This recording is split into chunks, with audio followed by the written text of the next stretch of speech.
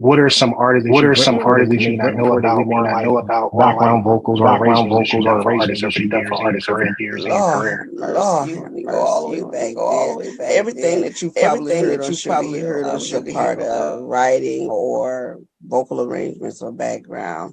From the West Street Mob to the Sugar Hill Gang to Harry Ray to Felipe Wynn from the Spinners, Charlie Wilson back when they was doing his first solo project, Calvin Richardson, of course, D'Angelo, God, who else? Jesus. I was about to work with Aretha Franklin before she.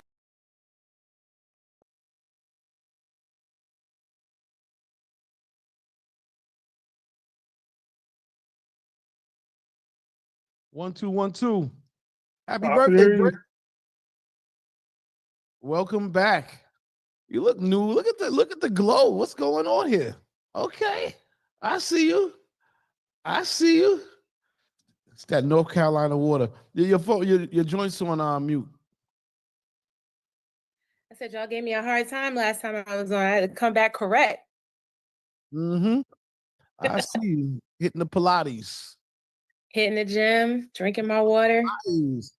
Men are terrible at Pilates, man. Men are so bad. Yoga, Pilates, men, we so strong, we so tough, we do all this stuff. And once we got to do a eagle pose, we fall apart.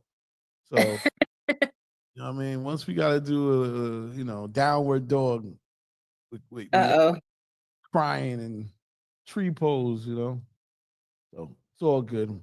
Anyway, how's your week going? How's everything? You lost me. I'm back. I said, how's your week going? How's everything?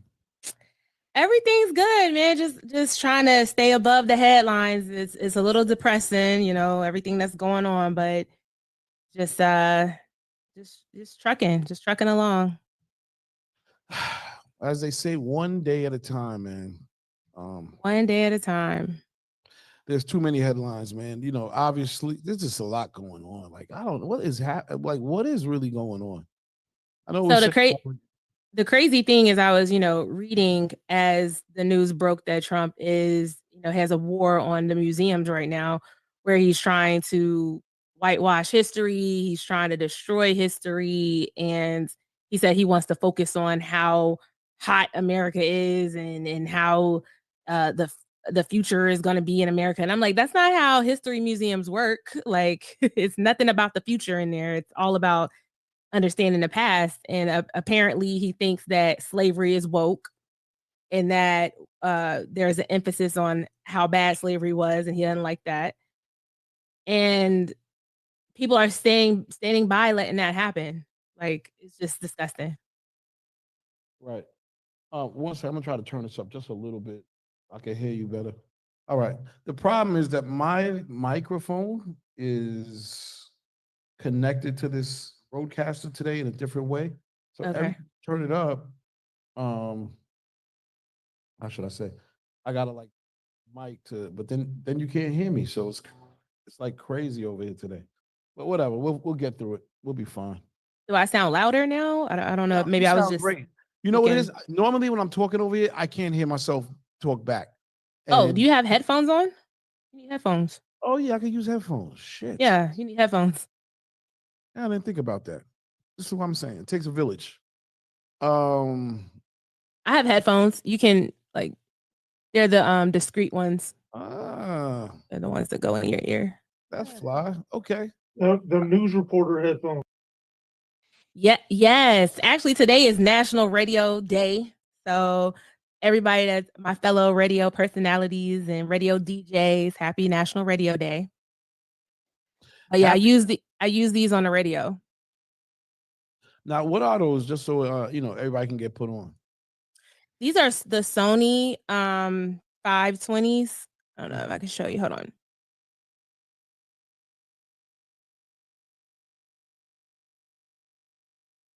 I don't know. I couldn't hear you because I took it out, but I can share it in the chat, in the Digiwaxx chat on IG. So if anybody wants to buy it, but it's about $50, $60, and they just they fit in your ear. You get one on each side, And I usually see a lot of women wear these because of our hair. Mhm. Because if I do the traditional headphones that go over my head, it might mess my hair up and I don't look as cute. All good. It's all good. Yeah, I need to get some headphones, some new monitors or something because I got old school joints, which I like. I'm not mad at them, but it'd be nice to be able to Yeah. not. So that's what it is. All Yeah, right. and the Rodecaster, the headphones, the piece should fit right in there. Shout out to Gio. Gio's back, regular part of the team now. The sync licensing guru. That's what it is. That was a dope session last week. I learned a lot. Thank you so much. Yeah, man. That's what's up, man. Knowledge is power. Sensei, I see you over there. Gotta watch out for Sensei. I tell you, boy. She moving around and grooving around. What's up, sir? How you doing? Hey, everybody. How y'all been? Good.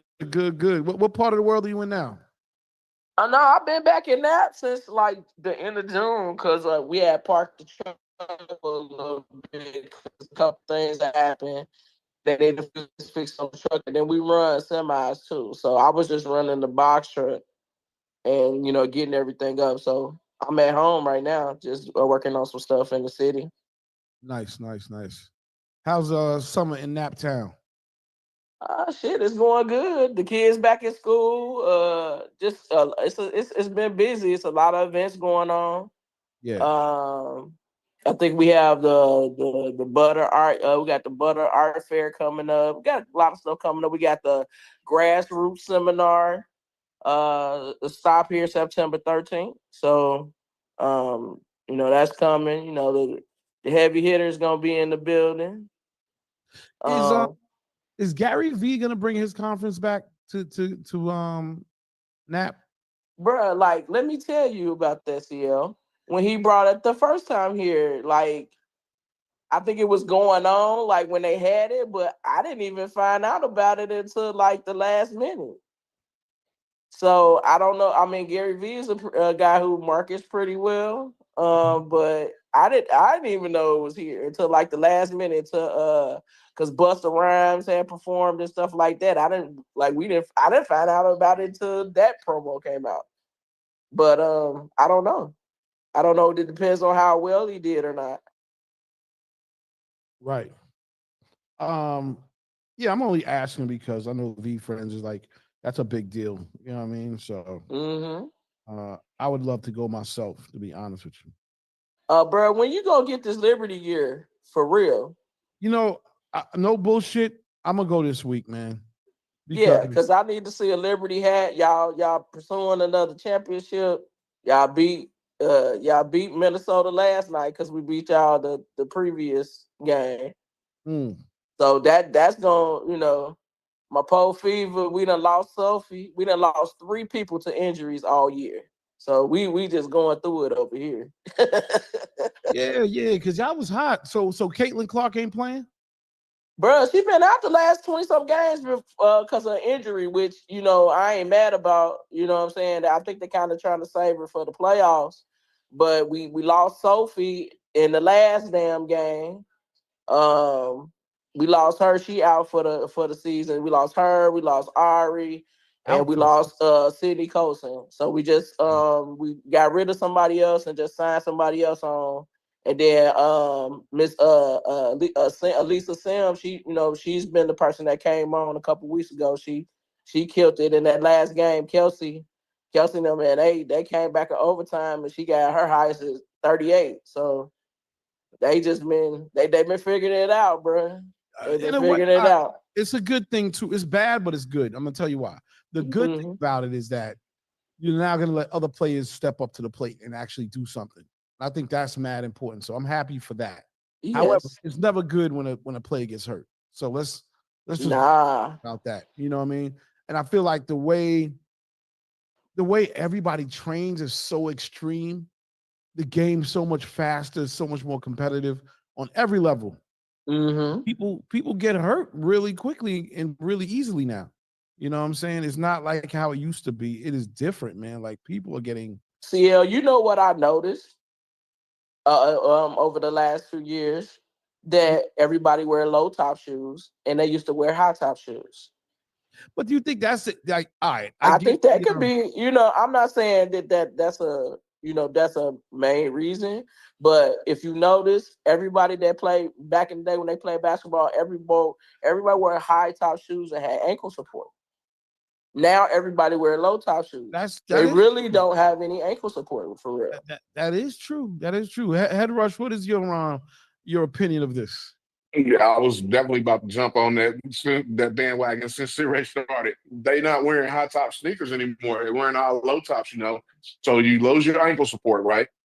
Another thing is, remember back in the day when our athletes that we grew up watching, they actually did body strengthening exercises. It's good that like players like LeBron, they have the capital to spend on these trainers and personal trainers and whatnot to be able to keep their body in tip-top shape. But remember, Michael Jordan, his entire career, he had one injury to his ankle, right? Dominique Wilkins, one injury. Patrick Ewing, one injury. Hakeem Olajuwon, one injury. What I'm trying to get at is that hold on. they Patrick Ewing had a bunch of injuries. Patrick Ewing had a bunch of injuries, bro. I'm correct. My bad. Thanks for correcting me. You get what I'm saying. We're talking about players. We're talking about major injuries. Players have injuries. What I'm talking. Right. And see, what I'm saying is that the exercises that they did back in the day they built more endurance than physique. You see what I'm saying? You didn't have everybody looking the same. You didn't have your centers that was built like guards. Wemby, for example, 7'7", dude is 185 pounds soaking wet. Like, bro, eat some biscuits, get in the weight room. You know what I'm saying? Everybody's so fragile. So a lot of these guys, they don't have that endurance that athletes had back in the day. So, of course, they're going to stay injured. And then some of them just pure lazy. They think skill alone is going to keep them on the court. So they don't exercise as much. They too busy running around doing everything else. That's why you see a lot of these football players. Rush, a lot of these football players coming in the preseason. No, let me point this out real quick, not to cut you off. But I looked up the injury, the Achilles tendon, because a lot of people are being injured with Achilles tendon. When I looked up the injury and found out what can cause it, one of those things was poor conditioning. One of those reasons why you could get Achilles tear is poor conditioning, and then one of them was antibiotics. I posted that on my I think on my Instagram too. That concerned me.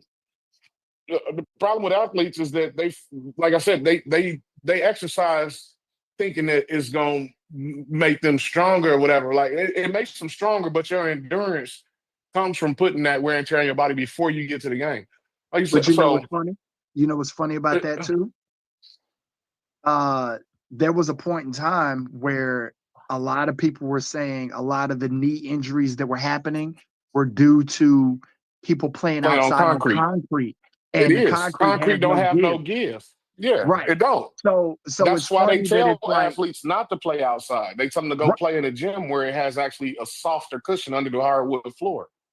Right, but it's just funny that those same people, there were people getting injured then. Oh, the excuse is concrete. All right, now, we're moving to hardwood. Oh, these people getting injured. Well, the excuse is this. There's always going to be an excuse for people getting hurt. Well, look, there's the difference, though, B. If you look at the difference in ACL tears in the league now, it ain't that many people tearing their ACLs.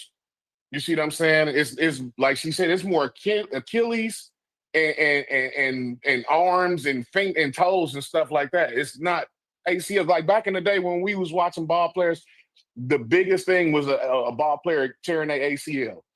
It was like, oh man, that was it. You know what I'm saying? So at one point in time, Achilles tendon was the least of their worries. You see what I'm saying? These guys are fragile as hell. These new athletes are super fragile, and that's because they didn't do those endurance skilled exercises. Walter Payton flipping tractor trailer tires up and down a hill. How many times did he get injured, bro? Derrick Henry is doing a similar. Derrick Henry's doing a similar workout without the tractor tires. How many times has Derrick Henry been injured in his career? You see what I'm saying? But endurance-based exercises.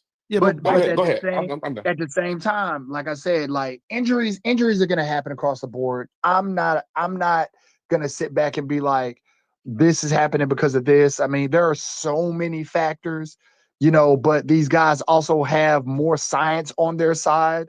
So it's like, when we talk about the shoes, well, there's more science to help the shoes supposedly be better. And why, if these scientists and these trainers are getting paid all this money, is all this shit still happening? You're talking about endurance training. One of the things that I remember vividly was hearing Kareem Abdul-Jabbar talk about the fact that he had only had one major injury. And he contributes the fact that he didn't have any injuries to him doing yoga and being able to build flexibility.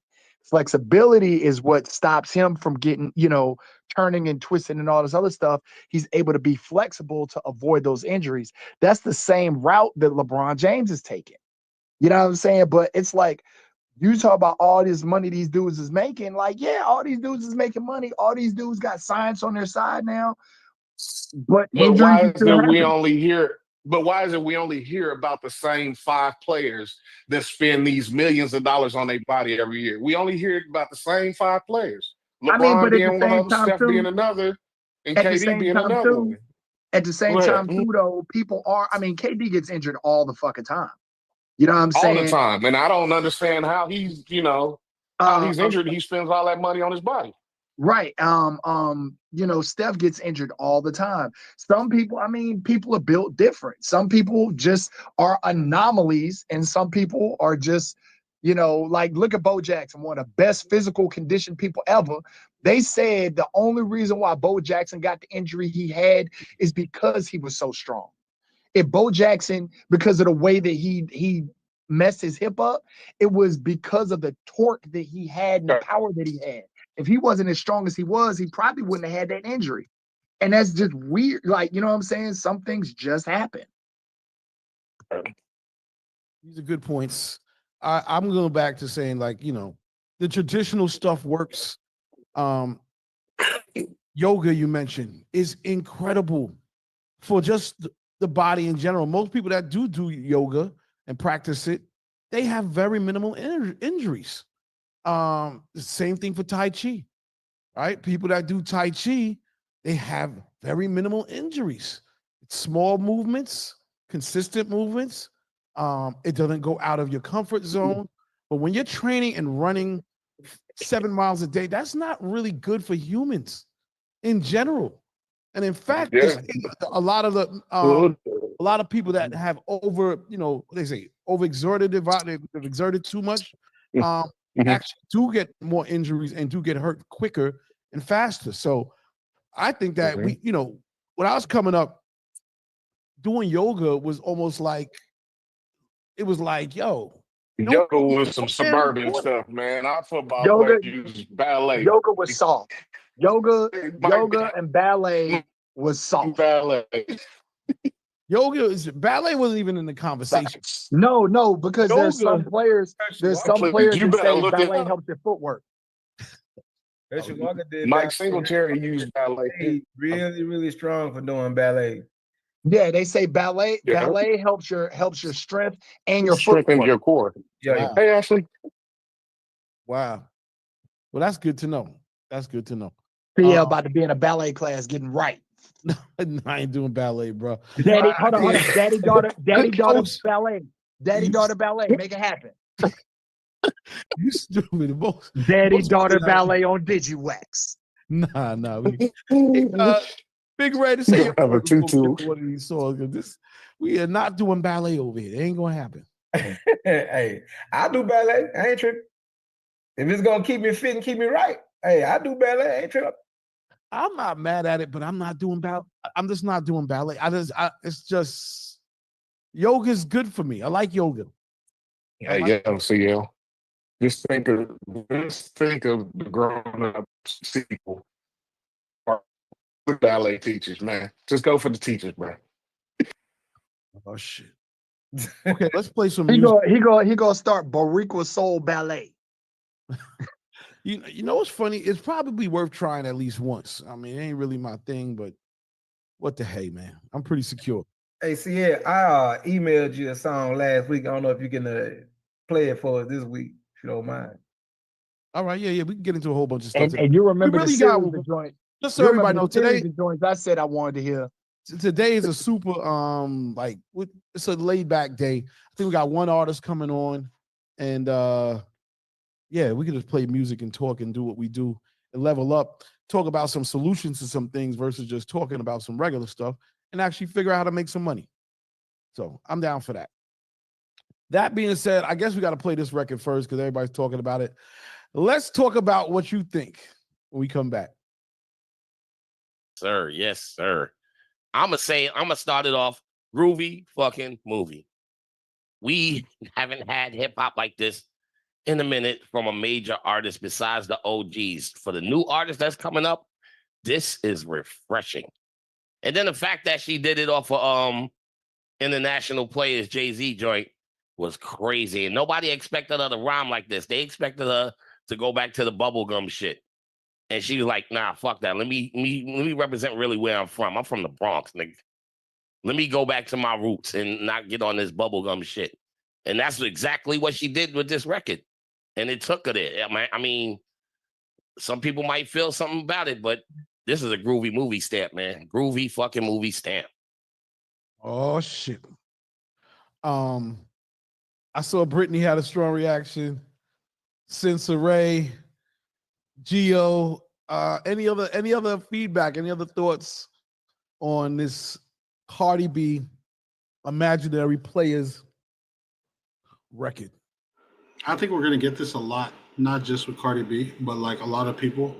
Because if you look at like movies, TV shows, when it comes to period pieces, a lot of them are 90s. Whether it's BMF, whether it's that new Snowfall and the spinoff that they're about to do, it's all 90s. So like this is something, because I just got a placement on the finale of BMF. It was a 90s sounding record. This is very much in vogue of that. I'm hearing this a lot with the rise of like the Joey Badasses and all that stuff. So yeah, no doubt. Because the 90s was the shit. Well, not only that, like all the execs are our age. And this is why I'm saying the 90s was still a shit. But that's a good point. Like anyway you look around that shit, it's gonna be like everybody's going back to the 90s, whether it's a TV show or it's an artist going back to their roots. It's always gonna be on some 90s shit because the 90s was the golden era. So Brittany, go ahead. So obviously we know the record is dope. I was really more impressed with the impact that it had on Jay's albums and his streams. So as soon as she dropped this, a lot of the younger generation that did not get a chance to experience Jay's albums when they first dropped, or even, from their parents, they got a chance to listen to it on streaming platforms. And now he has 5 albums that are charting right now because of this one record. So culturally, the cultural impact that Cardi B has is undeniable, right? Because this is her first album in like 7 years off of her freshman album. So there was an anticipation there. And now we're seeing that is having a monetized reaction as far as streams and as far as like Jay is concerned. I don't think that he would have approved this if it would have been any other way. I mean, A, the bars had to be right. And then B, he had to have some type of impact from her, using this song. So I was just really impressed from a business standpoint. You know what, Twin? I'm gonna say this. A lot of people didn't expect her to rhyme like that. And nobody expected it. Made the young artists go back and do their homework on the artists that they're using. A lot of people didn't know about it. Right, but first of all, I think everybody's like right in terms of the impact with that on Jay-Z. That's definitely impressive. Word. My problem is just I'm still a hip hop purist, so I got certain things that I feel like you have to do. But we'll talk about that in a second. Big Red, what's your opinion? Of course, Bionic. Well, my opinion, I believe the song it speaks for itself, and it does is doing what it's doing, from previous, engagement, Jay-Z. And when I listen to it, she actually brought bars. She actually, she did the song justice. Like everybody can't just hop on a song or a similar track and then try to do not exactly what the person did before, but try to stay in the same lane, you know what I mean, to complement the track. And she really complimented the track by giving some, and and even with her tone, the tone and delivery, you know what I mean, was on some gangster type stuff. You know what I mean? It was smooth, it was player, If you ain't talking player stuff, you don't need to be on this track. And she spit, you know what I'm saying? So I really give her some, give her props for what she did with the track, and like Brittany was saying, you gotta realize, sometimes everybody ain't gonna prove everything. You gotta be good, you gotta be right. And Jay-Z, they're like, okay, I think she got some pull. Okay, numbers about to go up. You know what, Big Red? I agree with you on that one. And it's like I always say on here, I say, if you're going to do somebody's record over, it's got to be as good as or better than. Right. This was better. This was as good as. Yeah, she stayed in that lane. She was in pocket. You know what I'm saying? Absolutely. She was out of pocket about that track. So absolutely. And I digress. Bionic. So I rock with the song. The thing I rock with most is the fact that she didn't over lean on the hook. The hook was 4 bars and I'm up out of there. Let me give you another verse. And that joint is not 2 verses like a lot of songs now. It's not 3 verses, it's 4. And you got to shorten the hook. Everybody tries to lean on the hook. She didn't lean on the hook. So that's what I really, really like about the song.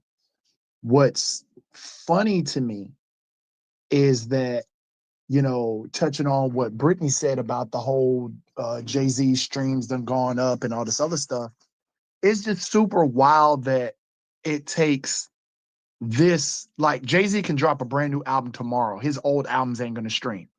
But somebody else take one of his songs, you know what I'm saying, redo it, and then all his other joints start picking up steam. And it's like, it's just funny how that works in today's society. And then it's like, all right, well, she did Jay-Z's old joint. She did Jay-Z's old joint. Well, what credit is Renee and Angela getting in all of this? You know what I'm saying? Like, Jay-Z, technically speaking, didn't have to approve it because he doesn't own the original song that it was sampled from. So where's Renee and Angela in all of this? And are their streams going up as well? Because Renee and Angela are a damn cornerstone in hip hop with a lot of the stuff that got sampled too. Well, to be honest, Bionic, Angela's gonna get all of that because she wrote. Oh yeah. Angela's eating. Angela's always gonna eat. Angela's gonna get it all for one because Renee passed away, but for 2, she wrote the song, so she did all that back. Wait a minute, Renee passed away? I think Renee. Renee passed away some years ago. Renee. Yeah, I think Renee bingo. When I saw it on the Unsung. I didn't know he died. I thought he was still alive. I know they had a beef. I think they were dating for a second, and you know how that goes. But I didn't know he passed away. She was dating him before she got with Ronald Osley around that time. Right. Okay, well, man, rest in peace to Renee. Good point. Look, they're seeing a lot of money off of it too. I don't know how much their streams were going up, but I'm sure, people are using tools to see what, like who sampled, to find out who sampled the original record and probably doing that. But I respect Cardi. I do. My personal opinion, it falls way short of Jay-Z, personally. Not mad that she did it over. That's your creative, expression to do it. Not really mad at it. I just know Jay-Z comes from a certain cloth. And when I say that, he comes from that cloth of like, yo, nobody writes for me. Nobody's going to they're not going to put lyrics down for me. If I choose to do something, it's because I chose to do it, but I'm that nice. I don't know if Cardi wrote it or not. She was able to deliver. It's good, but it ain't the original for me. That being said, I cannot deny the impact that the song's having and the conversation. You know, these days records come out and records go so fast. I've been hearing people talk about this song from last week. From as soon as before it came out, people were debating about this song. So I think it's awesome that it's bringing all this attention and shine back to music and to songs and to Jay-Z and to all the other stuff that's dope that's out there. So ultimately, I'll give her respect. You know, I don't think it's better than the original though, at all. Just me. All right, since I've depressed the call. Oh, so it's 9 songwriters, including Cardi, on that record. By the way, and we also were wondering. And 9 of them. also, Can we name those people? And also, Renee passed away in 2023.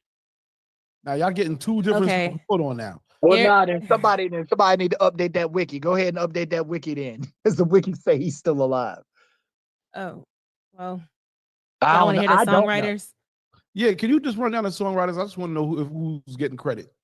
Angela Winbush, Cardi B, Devin Vanderpool, James D. Steed, Jordan Thorpe, Michael Sean Allen, Renee Moore, Salem Allen, and Sean Carter. So even though Renee passed away, his estate still gets his part.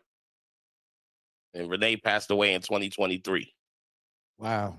And then we've got 3 engineers and 3 producers.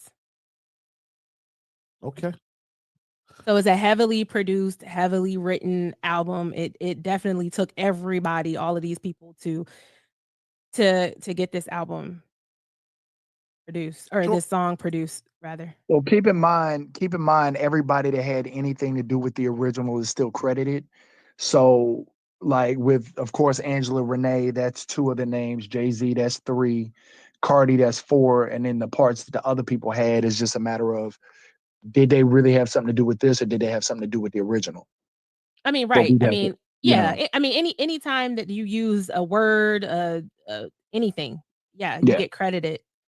Understood. But I think it was the fact that it's 9 people involved in the making of this one record. Hey, look, Beyonce's had records where she's had 9 people. Well, exactly.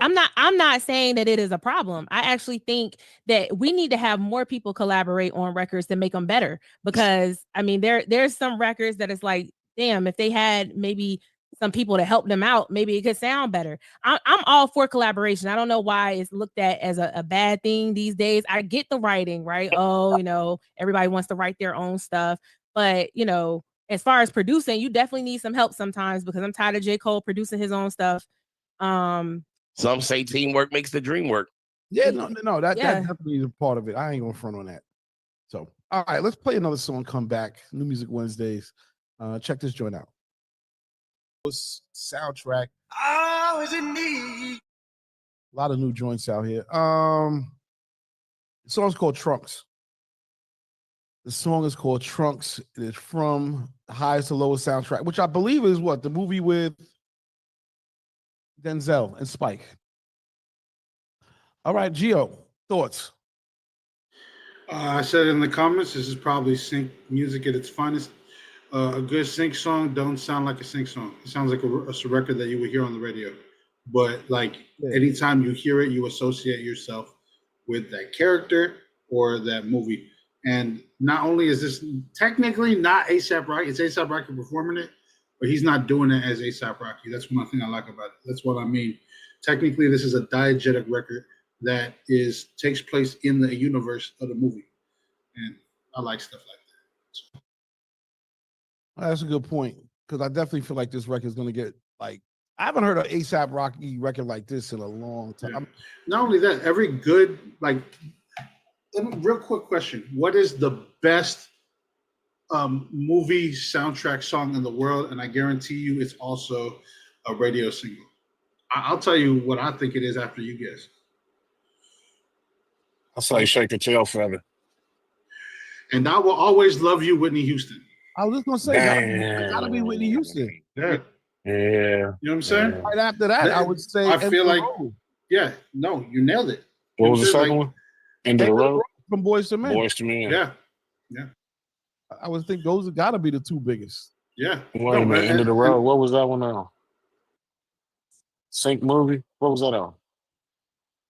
Well, you said End of the Road? Oh, I was thinking End of the Road was on Boomerang. Yeah, I was just saying Boomerang. Sure was on and then Poetic God Justice. You know what I'm saying? All the songs from Poetic Justice became hip hop and R&B classics. That's what I'm saying. So Yeah. This I think has anything off of Waiting and Pale. Yeah, if you look at the other artists that they use for this, even like artists that you see like for 5 seconds, they went out of their way to get indie black artists that really like that art. There's this girl named Jensen, what's her name? Jensen McCrae, right? She has always been somebody I thought that was gonna be like number one, but she's just too folk and acoustic for anybody to care. She's in this movie and she has a dope record too. All right, good point. Anybody else got something to say? ASAP Rocky? Is this Rocky moving? Is it grooving? Is it trash? Nah, I like it. It's a nice little. It got a lot of bass in it, man. It's some good bass stuff. You know, something to ride in. I mean, if I'm rolling to the club, I'm popping that in. You know what I'm saying? It's a nice little, riding around town. Popping that in. It's a nice one, man. He really gave. What's the name of the song called again? Trunks. Yeah, that's what I'm thinking about. That bass. Yeah, that bass. That's something you pull up to the car wash. You letting it ride. Yeah, that's a nice one. I liked it. All right, no doubt. Shout out to ASAP Rocky. Let's play another song. And by the way, if anybody got stuff, I know, like you said, you sent something last week. Just resend it. That way I can find it. Okay, I resend it. Today's gonna be a little weird. Raymond T ain't gonna be able to be here, so we'll hold it down. We'll play some joints and do what we. Where can we send it?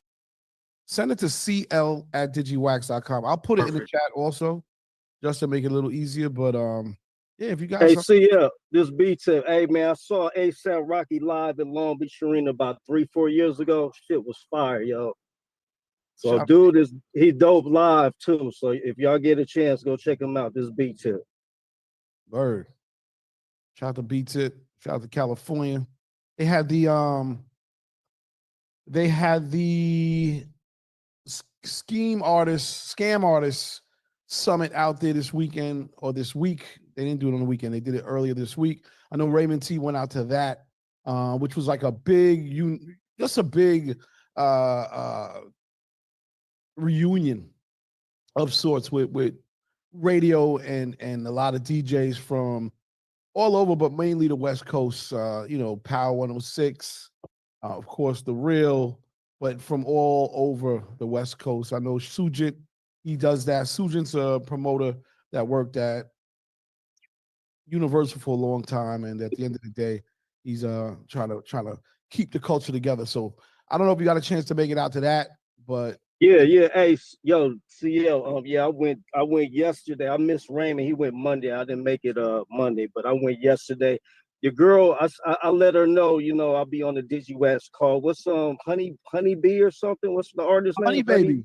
Yeah, Honey Baby. I met her people. Too Short was there. He performed, and Hit Boy was up there. And it's another girl, I can't think of her name, man, but she got a good following and she's pretty good live. I can't tell you her name. Snow Product or something.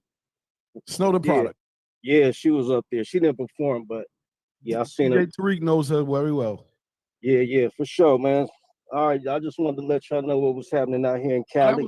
So wait, so just real quick, where was it held at, and like, what was the vibes? Oh man, it was at poolside at the Mondrian Hotel. It's called the Sky Bar, and classic. Shoot. Yeah, man, it's fly for sure.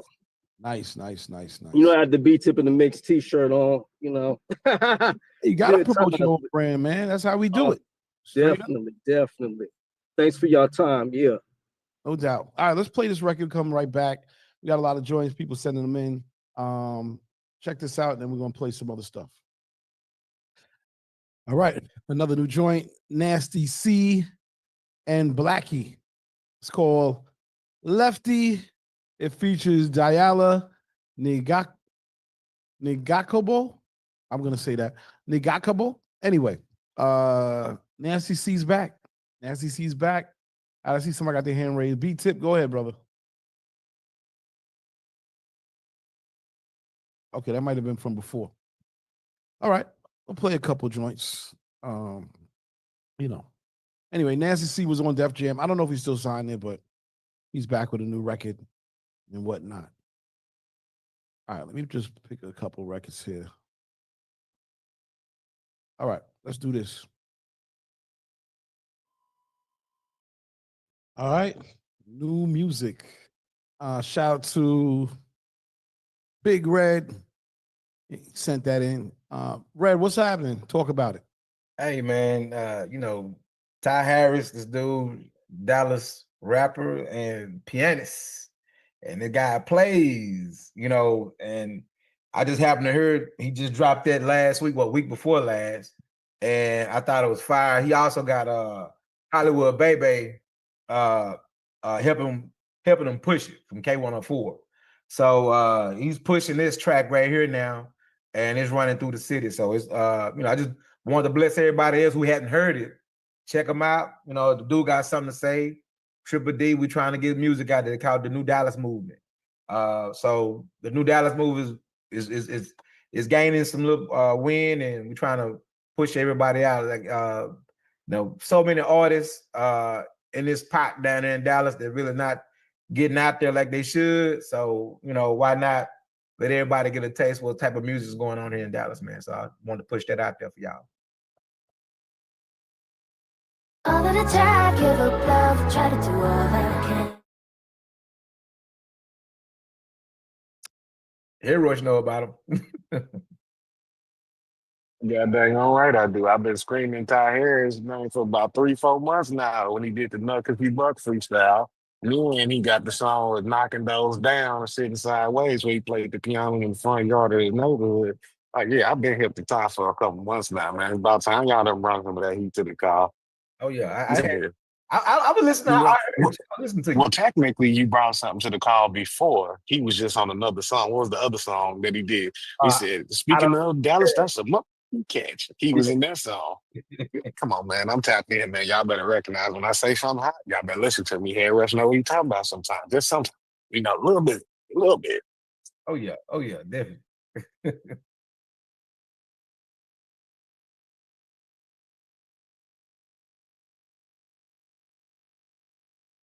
You on mute, see? You on mute. You on mute, see? On mute, CL. He over there singing.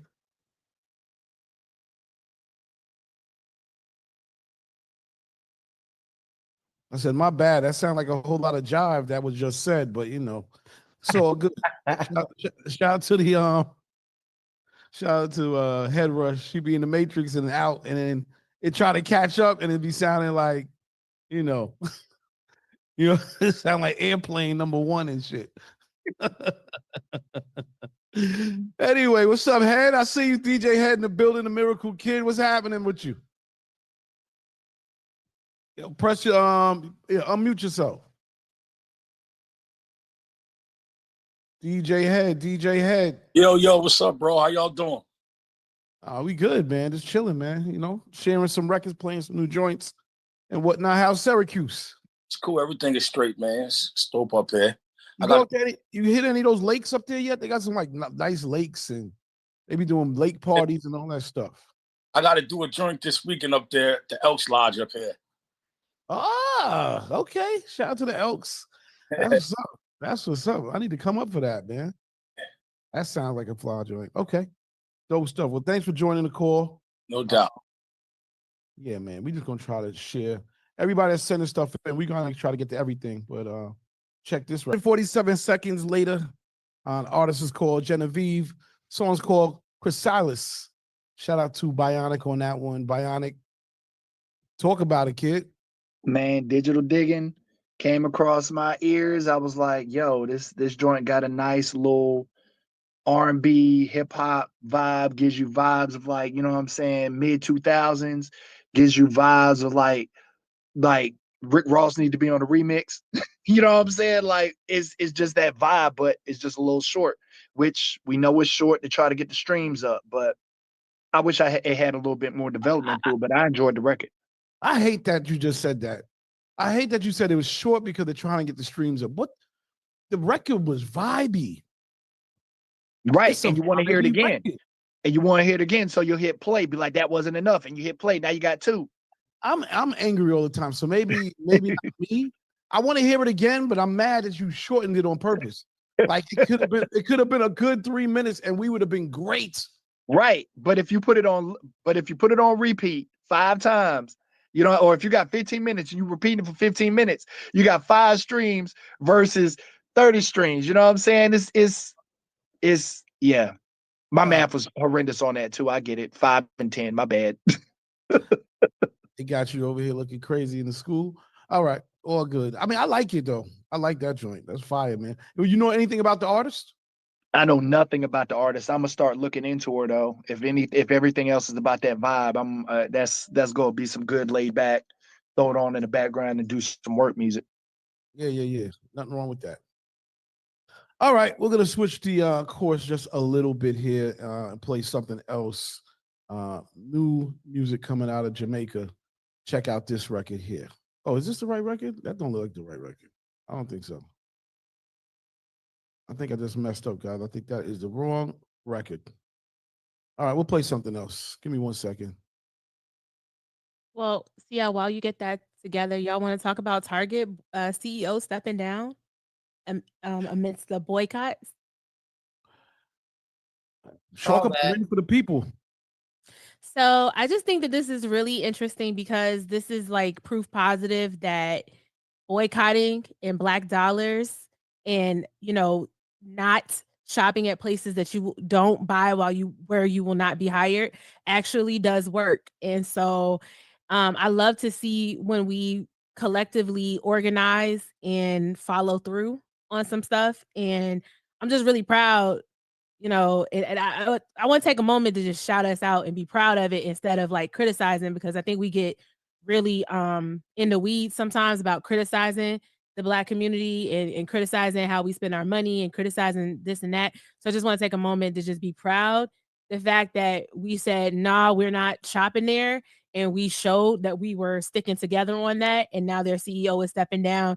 They've lost billions of dollars, and our Black dollars do have influence and power. The next step is making sure that we put our Black dollars back into our Black communities and doing more positive things with that. So I just really wanted to shout us out, and have a positive moment for once that we did that shit, and we can do it again, and we can do it bigger and better. So Bionic has something to say. Yeah, piggybacking off of what you said, I hope people don't look at this like it's a victory in a sense, but I hope people don't say, okay, he's gone, now let's go back to shopping at Target. Because it could be the same thing like with Papa John's. Oh, the CEO, he's out, but he's still on the board. They just put somebody else in as CEO, and then everybody is like, oh, well, back to it. We accomplished XYZ, and the dude's still getting paid. You know what I'm saying? So like, stick to it. Like that's always been one of my issues with boycotts across the board, like recent boycotts. Folk revisionist history, folk act like the Montgomery bus boycott was only a couple of weeks. No, that shit was 2.5 years. You know what I'm saying? So stick to it. Everybody, that whole boycott gas on Mondays. Nigga, you still need gas on Tuesday. Like, what the fuck? So stick to the script, stay on it, stay vigilant, and don't be bam. Like this is a win, but stick to the script and don't get bamboozled, because they'll pull the wool over your eyes and that guy'll still be getting paid and they'll still be screwing us over. Oh yeah, definitely agree. It was definitely a tactic, like to have him step down, to see if that was going to increase their sales and profits. Big Red. What was the pastor name that led it off? Jamal Bryant. Jamal Bryant. And I think what he did was really, really strong and really, really powerful, for him to get people to stand together and stand on that and stand on business. And I was watching one of his sermons to where there was a young man who had his brand in Target. and pull the brand out of Target, you know. And if now that's another thing. Now I understand that we, collectively, we want to make our money, but that's a really big hit, and that's a really big that's for you. You know, you've been making money inside this organization in this store, and to pull your brand out, my stuff is distributed across the whole country, and to bring it to one spot. And I think it was cool that he told everybody, please, let's buy it here, and he put his clothesline in his church. So the members were buying the clothes out of the church. So he didn't have to worry about and then he asked the other pastors to if you got clothes, put the clothes in your church. And they was buying the clothes out of the church. So he's doing pretty good right now. So again, the community stands strong together. We can prevail and make some noise, man, like we did a long time ago. And we gotta, Brittany, I'm glad you brought that up, though. That's awesome, though. Yeah, community organizing. Sister Ray?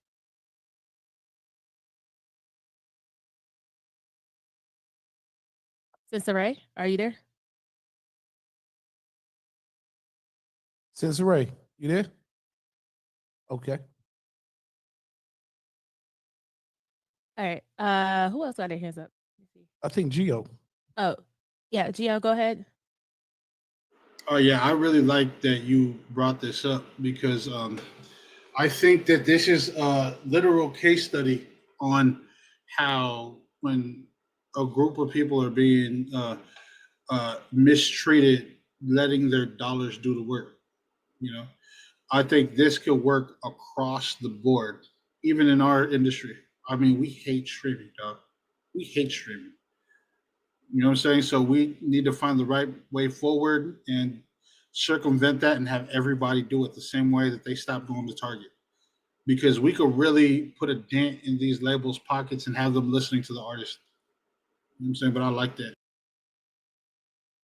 Yeah, any type of organization, any type of getting people on one accord, we are so powerful, and whether or not you agree with what this current administration is doing, we tend to forget that we hold the power, and they know that, and they want to keep us dumb, and they want to keep us like unhealthy, and they want to keep us all of these things so we don't have the energy to fight for ourselves and to speak up for ourselves. And right now is the time to use examples like the Target boycott to say, okay, our dollars have power. We don't always have to get in the street and protest, and that's great, right? But if we really want to see some things move, we got to hit people where it hurts, and that's their pockets.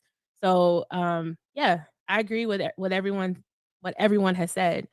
Bionic, I can't tell if you have your hand up from the last time or if this is a new point that you want to make. From last time, I think. Oh, okay. I do have one little point to add too, and I said it in the comments, but the worst part is that these companies do know that.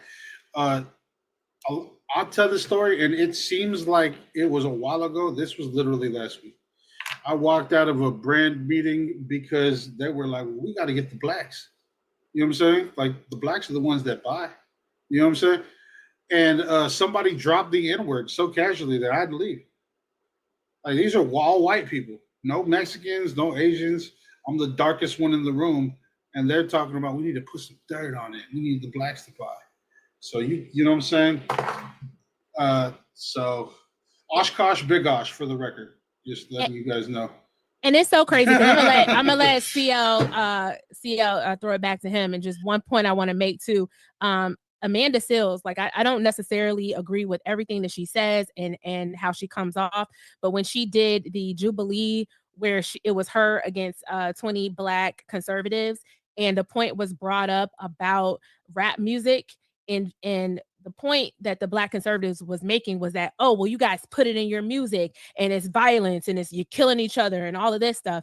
And the point Amanda made, rest in peace, Ananda. I don't know, she must have been on my mind. I was gonna say, don't put her on. I know. I said rest in peace because but Amanda, the point that Amanda made was that it is strategic that these record labels and these companies want to put out a certain image that you don't know if the artist is coming to the boardroom with something impactful and powerful for the Black community, something that's nonviolent, something that's that's putting game in the music, telling people how to elevate their lives, and they don't want to hear that. And these directors and these executives say, no, where's the gun shooting and the pop popping and killing your ops? Where is that?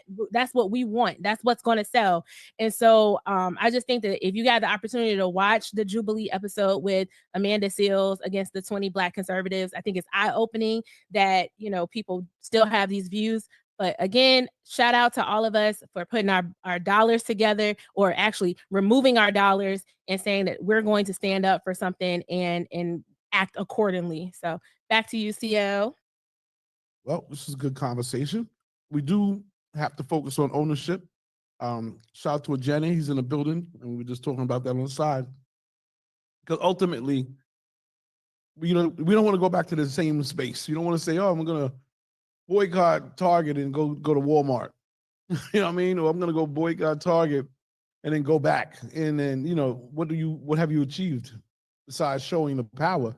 You're not really showing the true power of collective dollars. So, you know, we have other brands that we can actually invest in, like Hip Hop, and many other things. I mean, for real, or build our own. I'm just saying, like, there's no reason why there's not a majority owned Target that's you know, multicultural.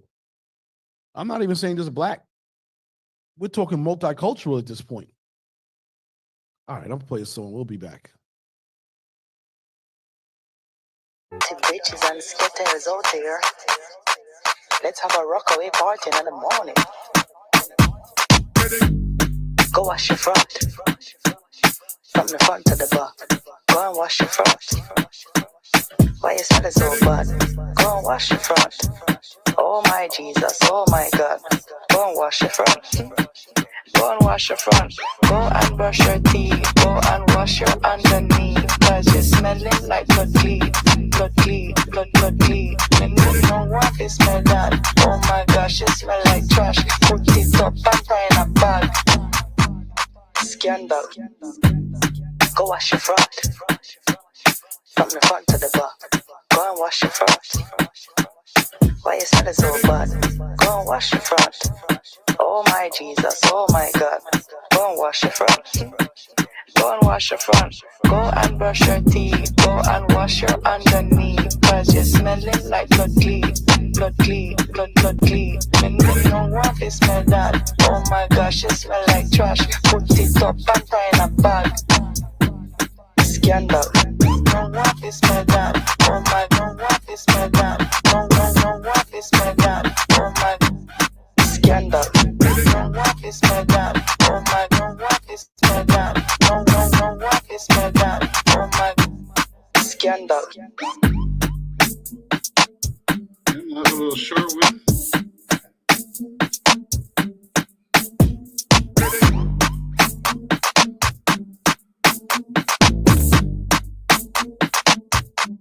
Scandal.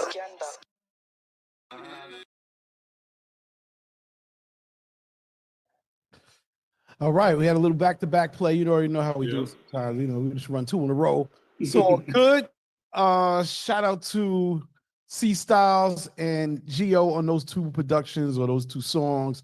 Let's get the source. Let's talk about the story. What's happening here? We're gonna start with C Styles. You there? Yo. So his name is TN the Entertainer, straight out of Tennessee. He came to me through my Coalition Tennessee crew, and they presented me with a couple of records of his project. We just recently had the A&R Room edition of New Music Mondays this past Monday, and he got on the stage and did his thing. And the DJs there gravitated to him pretty good, so it's definitely a good look. You know, if I bring something to the table, I gotta like it, and it's kind of a groovy movie to me, so I'm not caring about anything else but that. So it's a groovy situation. And Bad Girls, the single that he's pushing, I already played it on my radio show a few times. So, you know, there's something for y'all to enjoy, something coming out of Tennessee that's different.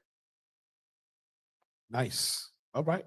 That's what's up. Share the DJ pack, man. You know, I sent it to you.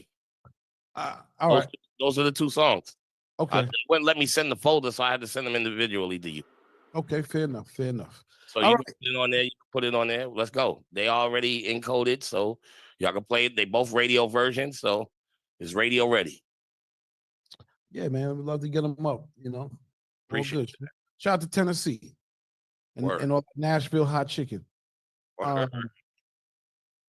Gio, get that work. Yes, sir.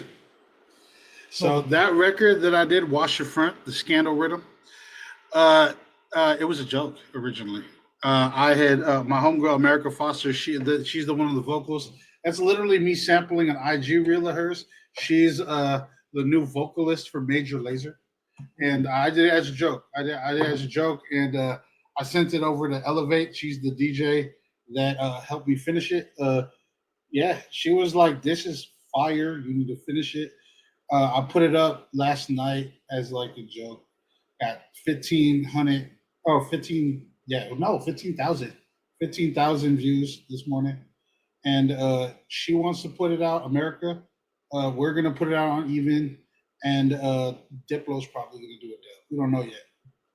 But they were interested. But yeah, honestly, it was just really easy. It was a joke.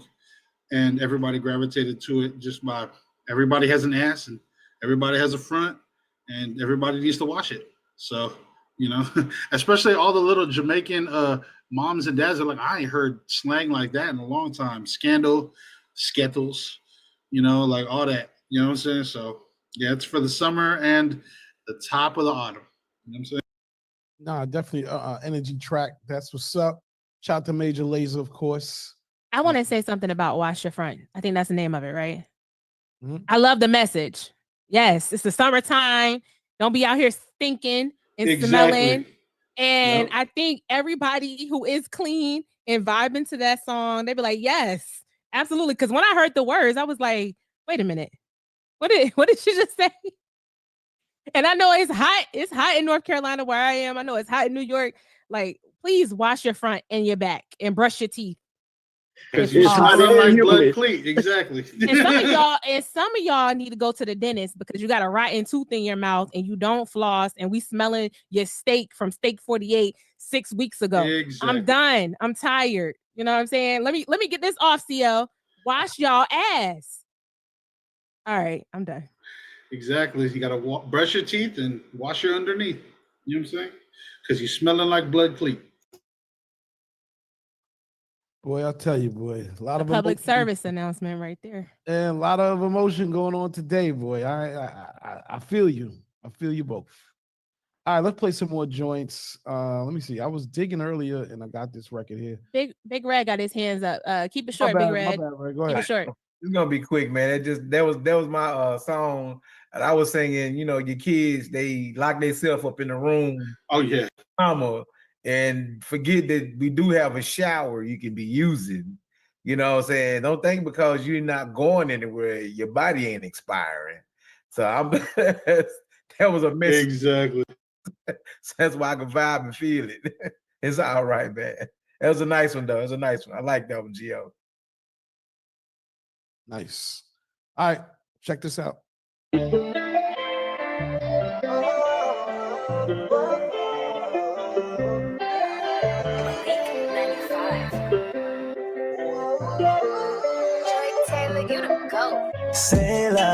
Say love, you say niggas got you fucked up, yeah they fucked up. Say you running out of patience, yeah you fed up. But I got my eyes on you, you must like what you see. I'ma keep it G, I got everything you need. If you really fucking with me, I can show you some different things. When niggas out around these streets, I ain't trying to give you no speech, cause you know good and well I already know you ain't the type to fall in love. Come on, baby, let me show you. I could change that with just one time.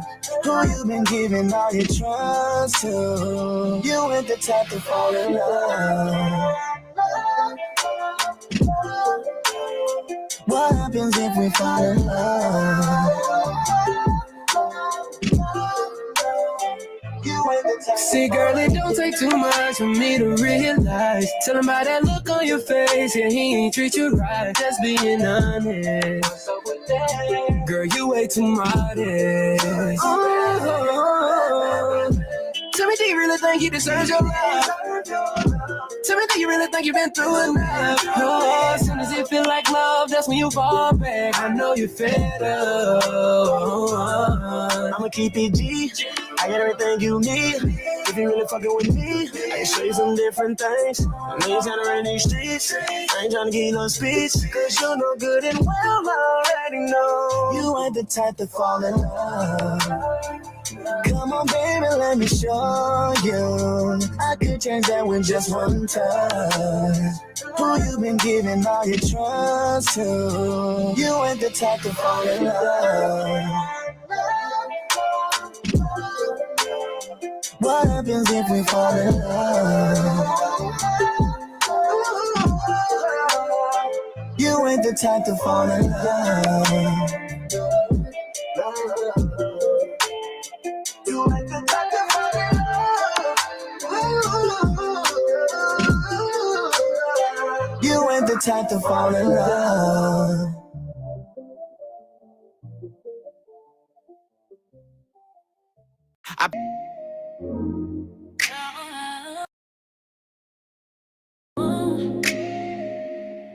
Yeah. Hey. Yeah. It's 1 a.m. and your shirt's still on. But you're looking at me like that won't last long.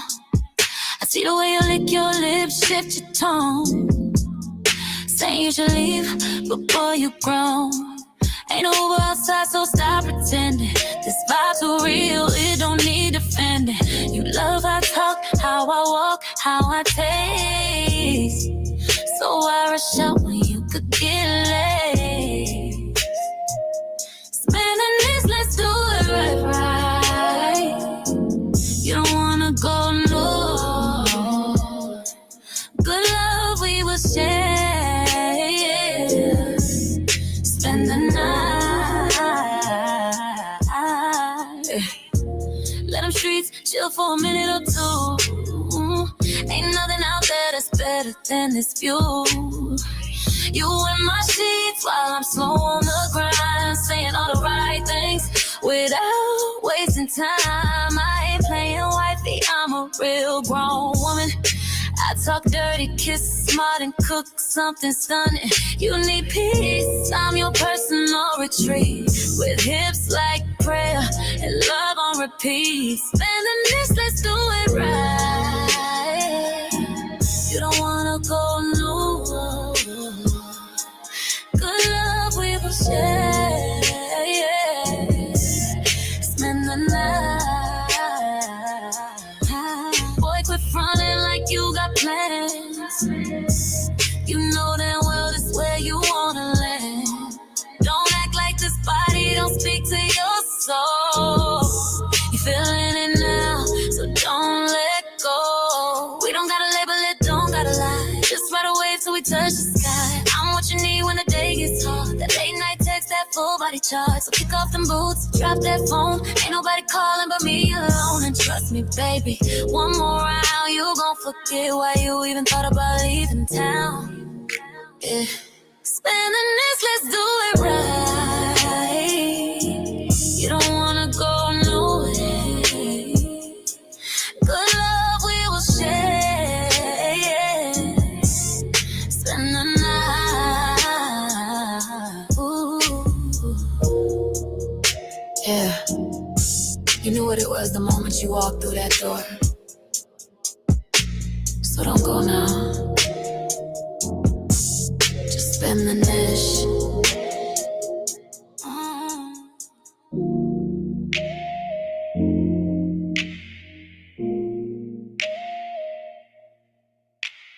All right. Just played 3 in a row. Shout out to DJ Swerve. He's in the building as well. You already know. A lot of joints to go over right there. Let's go backwards. DJ Punch, the R&B slowness. That joint is fire right there. Who's that? Hey, appreciate you spending that too, CL. That is my band that I rock with, the Circle City Band. New record called Spend the Night just came off the press maybe 2 days ago. Hopefully y'all rocking with that. and a nice slow record, you know what I'm saying? Slow it down when you don't want to hear that hippity happity nonsense and you're trying to slow it down with that young lady. Play that Circle City Band, Spend the Night. Hey, I'm certifying it, you know what I'm saying? Straight up. It's gonna get it cracking for you. So wait, so who what's the name of the group one more time? Circle City Band and the record Spend the Night. Circle City Band, no doubt. I remember. Yeah, that joint was actually really groovy. I like, R&B still incredible. Yes, sir. Shout out to who now the lead singer, who's that? The lead singer, I do not know her name specifically. He just sent me this like yesterday, but as soon as I get the information, I'll send it to you. Shout out to her. She killed that though. Oh, she absolutely killed that. Now you sent me the one record. I don't know if you have a full DJ pack, artwork, and all of that stuff, but send it over, please. I got you. That's fresh out the studio. Yeah. And let me just make a couple announcements so that you guys know why I'm asking for these records. We're going back to doing our regular playlist. There was a time we had been doing a playlist, right? Hold on one second. Trying to make sure that, all right. So long story short, we're going back to doing our playlist, and shout out to magazine, the Hype magazine. The Hype magazine, and they want to publish our weekly new music playlist. And I think it's a good thing because we do put a lot of time into like looking for these songs, finding that vibe or whatever, finding that bar, as well as other records that we may not play. But the point is we will be putting together a weekly playlist for them again. And they're going to publish it. And they're not just going to publish it, they're going to push it. So this is another way for us to break new music, introduce artists, introduce even ourselves, maybe highlight a DJ, talk about, what you're doing in your neighborhood or in your city, your town, and how many things you have going on, and get you some more SEO, get you some more links and looks. And the big deal about Hype or the Hype magazine is that they're also a part of the Google News Network, which then puts you in front of millions of eyes. So this is a good look for everything overall. At the end of the day, what we do, I don't take it for granted. Like we dedicate 4 hours a week to sharing music, playing music, talking, discussing topics, trying to figure out how to level up, snapping on each other, joking, talking about movies and sports. And it's a great camaraderie. It's a great thing. And anything we could do to help somebody take a next step up, that's what we did. That's what we're here to do. So that's why I'm asking you for these records. So shout out to them. Definitely shout out to them too, CL. That was something we were talking about. Me and you were talking about a little while ago, bringing that back. And shout out to DJ Money Matt too as well, and the Hype family for bringing that back. So that's for the team right there. Salute. Yeah, man. That's what's up. That's what's up. So who's gonna write down all of the songs that be played? Well, we got to start. That's why I've been asking everybody. Because I'm like, we got to start somewhere. Like for now, I'm just making sure I know. So put them in the chat, and we just copy and paste them to our notes.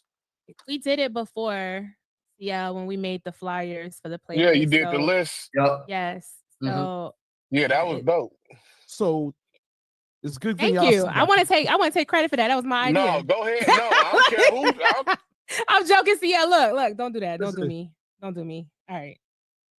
So the 3 things we should do. Number 1, we should write these songs in the chat, right? That way we can just have them so we know and we got everything right. Number 2, it is recorded, so we could always come back to that. And then number 3 is I am going to attempt to just try to keep somewhat of a list here. And then what we should do is maybe come back on maybe Thursday or Friday morning and just be like, all right, are all these songs actually dope? And make sure we got a dope list. We could cap it at like 20 songs or 30 songs or whatever we feel. But whatever rules we want to put there, we can do that. When they need it weekly, every week. We're gonna do this every week. It's gonna be like our own thing. So we should read, I guess, on Monday. Friday. They want to publish it Friday. Friday. So we gotta do it by Thursday, the next day. I would say I don't want to like stress everybody out, but it'd be good if we got on a joint for like 30 minutes and just went through whatever. I think what Swerve is saying, do it like a week behind. So like this week, get together on Monday and be like, oh, these past joints from last week. Is that what you're saying, Swerve? Well, obviously we can't do it for this. You just put it up, told us today. Right. So this for this week will be for next week. So we could talk about it on Monday, I guess, if it works for everybody. Yeah, well, listen, Okay. I'm saying this by Thursday, by let's just say by 3 p.m. on Friday, we're gonna send in this list. Okay. So that means we have either Thursday or we have Friday to take 30 minutes to 45 minutes to discuss and make sure that hey, we like this list. Is it the top? Is it the best of 20? Because I know it don't need to be. Well, I mean, look, 10. I don't know. I think we got enough bandwidth to say there's 20 to 25 new songs a week that we like. I would maybe cap it at 25 for the week. So let me ask you this, and y'all follow me on this. Let's say it's not enough songs. So let's say a song is that dope it carries over, like it stays on. Like let's just say like our own our own Billboard. I know what you're saying. I'm gonna say no to that only because we should do our own Billboard. Well, I mean, so Digiwaxx has a chart, right? I mean, that's sort of it for me. But so how are you quantifying, or how do you? Because with a chart, something has to give it validity, right? If we're just saying this is a dope playlist, that's one thing. Right. Because that's just us choosing records. Right. But if we're saying this record's charting, well, if you're spinning a song, all right, you're spinning 5 days a week, and you're spinning a song. We could say twice a night. We could put on the side, if let's say all the DJs here in Digiwaxx agree that this is a heater. We are playing this since we heard it. It's getting played in so it could be like certified. Okay, so here's certified joint. All right, so I'm gonna take what you're saying. All right, how about there was one time when we were doing surveys, right? On the spot. We played a song, we'd ask everybody, what's your scale of 1 to 5? Where are you rating this, right? That is quantifiable information that that everybody could do and say, hey, this is trash. Right. So you can actually do that on like your social media. See, like on Instagram. I follow a guy that does like music. He does music from states that we don't really recognize, like Wyoming. And then in his comments, he'll put at the top, rate this song, and people will put on if it's fire, they put yes, and it'll show you a percentage. You can do that on the main Digiwaxx page, which would, kind of back that list up if you want to take it that route. Because I think the surveys is dope. And honestly, I think sometimes when we do those surveys, I think we need to interact with the people outside of the call that actually, communicate on the comments to hear what they got to say. Because a lot of us, we might be biased on some of these artists. You know what I'm saying? And that's what I'm saying. Like, that's why this has to be. First of all, I just think it's dope. Like, yo, listen, C Styles sent a song in. The record's dope. You know what I mean? Big Red sent a song in. The record is dope. Punch sent a song in. The record is dope. Like, and these are people that nobody know about. You know what I'm saying? They don't really have a big. I feel like I'd rather us, for now at least, because I'm not mad at the other thing, but if we were just to pick, like, yo, here's 2 songs that are dope, that I think are dope, or whatever, we put together our playlist, and then I think that's just more manageable for now. However, Michael Knight, Jesus Christ, sitting there listening to kid sounds. But if we were to put together the survey again, which I think is dope also,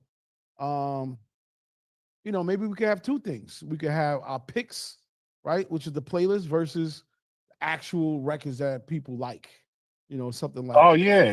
You say like do the Digiwaxx crew picks, and then you can do like the people's picks, which represents the people outside of the call. Yeah. And Punch, I do think, how's Monday looking like for y'all? 9 to 9:30. We could do the top 20 every week. Yeah, I'm not mad at that. He does do that every week too. On Mondays. Yeah, but I'm only doing the 9. I'm only doing top 9 at 9 right now. So with that being said, we can just unveil it with the 20 each week. What about Thursday night? Because I'm just saying, Thursday night is strong side night. Because so many new songs come out. Oh yeah, strong side Thursday. Yeah. Do that then. Yeah, look, we don't have to do this in front of everybody, but we will figure this out. The bottom line is we have an opportunity together to publish something that can reach millions of people weekly. I think Monday is good because remember, okay, and Friday new music comes out anyway. So if new music comes out on Friday, Saturday, Sunday, we got time to live with it. Do the album like this week. We got Ghostface Killer. Ghostface. Ghostface. Yeah, the Ghostface, and he has a album release party this Friday. Tomorrow, right? Thursday. Thursday or Friday? It's Friday. It was the 22nd. No, I'm talking about because we got invited for his album releasing. Oh, I thought y'all was talking about what was in the chat. Yeah, that was on the 22nd. Yeah, I think it's the 22nd. Yes, yeah, that's the 22nd. Friday. It's Friday. So, like, I already heard a couple of cuts, and I'm like, wow, I think this. I think I might say early. I might put this over the Clips joint as far as the album, but I ain't hear all of it yet. But what I heard thus far, I like really a lot. So, but again, a lot of new albums drop, a lot of different genres of albums drop. So we had time to listen to these stuff, plus singles. So I'll say Monday would be good. Because when we do our show on Wednesday, there's new song that might drop tomorrow and Friday. That's what I'm saying. Like there's just and plus, all of us as a member, DJ, or you get records from people at the most random times. You know what I mean? You just said you saw Blase, right? You saw Blase. Yeah, I got his new record. And how did that happen? Because you saw Blase. I seen a video he posted. He posted a video of one of his old songs, and then he kind of transitioned it into his new single, which is kind of dope. But that's my point. You saw him randomly, and now look at that. And then I just hit him up. And, I have his number personally. And that happens to all of us. So I'm saying that maybe we pick this one day. All right, there's a lot going on. Saigon just hit me randomly on IG. Queen Bee said we can create a Google form for us so that we can have it on Excel and then discuss. Right. Yeah, I'm cool with all that. I just seen Saigon do a video release in the streets. We were there. Oh, you was there? Yeah, that was last week. Dope. That was last week. Shout out to Yeah, I was in AC. Yeah, you were going. Yeah. We were going. We that was on Friday in Harlem at a spot called. Oh man, it's a new spot. I feel bad because I was like, he's a part owner in this spot. It's a basketball spot, like basketball and chicken wings and fish. Wow, basketball and seafood. Yeah, some real dope. That was dope. It was really dope. So, yeah, they came to here one time too. That's right. So, wow.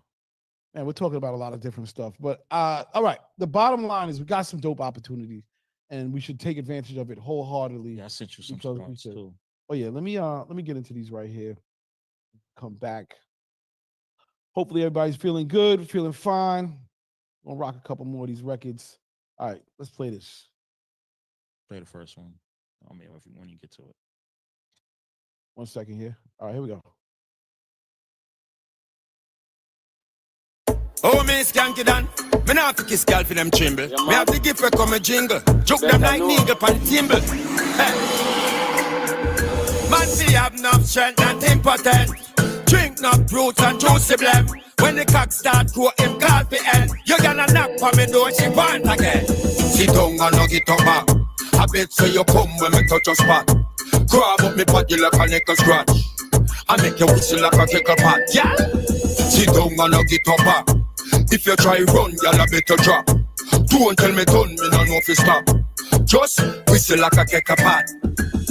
Make me drive your car, you ride me bike. Big bumper me like, so blink your light. Tall man above me up the eye. You don't know me size, so you pay the price. So make your horse so tight, me say fi squeeze me right. And make me ignite the night, the dynamite. High tension pressure, it bust the pipe. Me name mention people to say you love me vibe. Me have the penchant to ever, you're not 35. But I certify, give me a dirty wine. About 30 time, I feel me 30 time. I make me search your mind because you burnt me time. Sit down and no get up back. I bet so you come when me touch your spot. Grab up me body like a nickel scratch. I make you whistle like a tickle pot. Yeah. Sit down and no get up back. If you try run, y'all a better drop. Don't tell me done, me no know if you stop. Just whistle like a kettle pot. Broke like boat not wet drop. I'm buckle in a box. Me love the time for your clock. You know wine and stop. Me do it put me in no lock. So you know you're not enough. Yesterday you get the tick. So you come back with the top. Anytime you see me start, don't tell me say stop. Just grip me with it and whistle like a kettle pot. Got me stiffer than a shock. Stand a tire when a flat. Your man quicker than a flash. 1 minute and in pop. And the roots in my back. Beetroot and carrot. With a lot of sour sap. So you get it on the clock like a deep on the track. Your man weak a joker that thing can broke your coconut. Sit down and no get up back.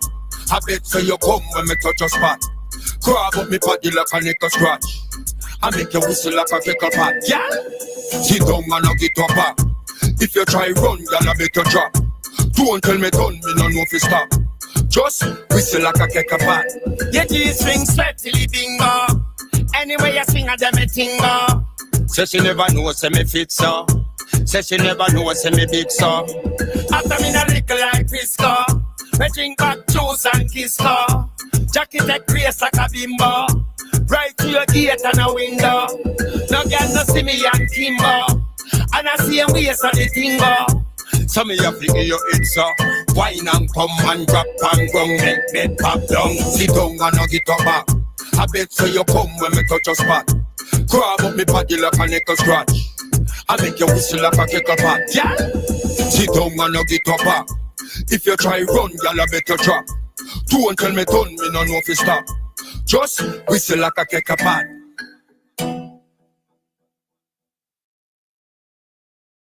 I pledge allegiance to my legion, call me GG from the top now. I know I said I like.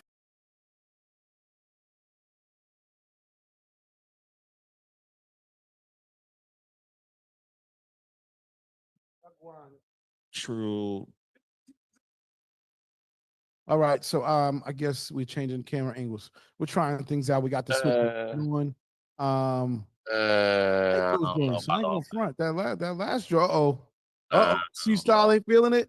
Let me tell you, don't mess with Jamaica, man. Jamaica will sample your shit quick. Nah, you know what? You know what I think personally, this should have came out around the time Kendrick did his run with this record. They waited too long to drop this joint.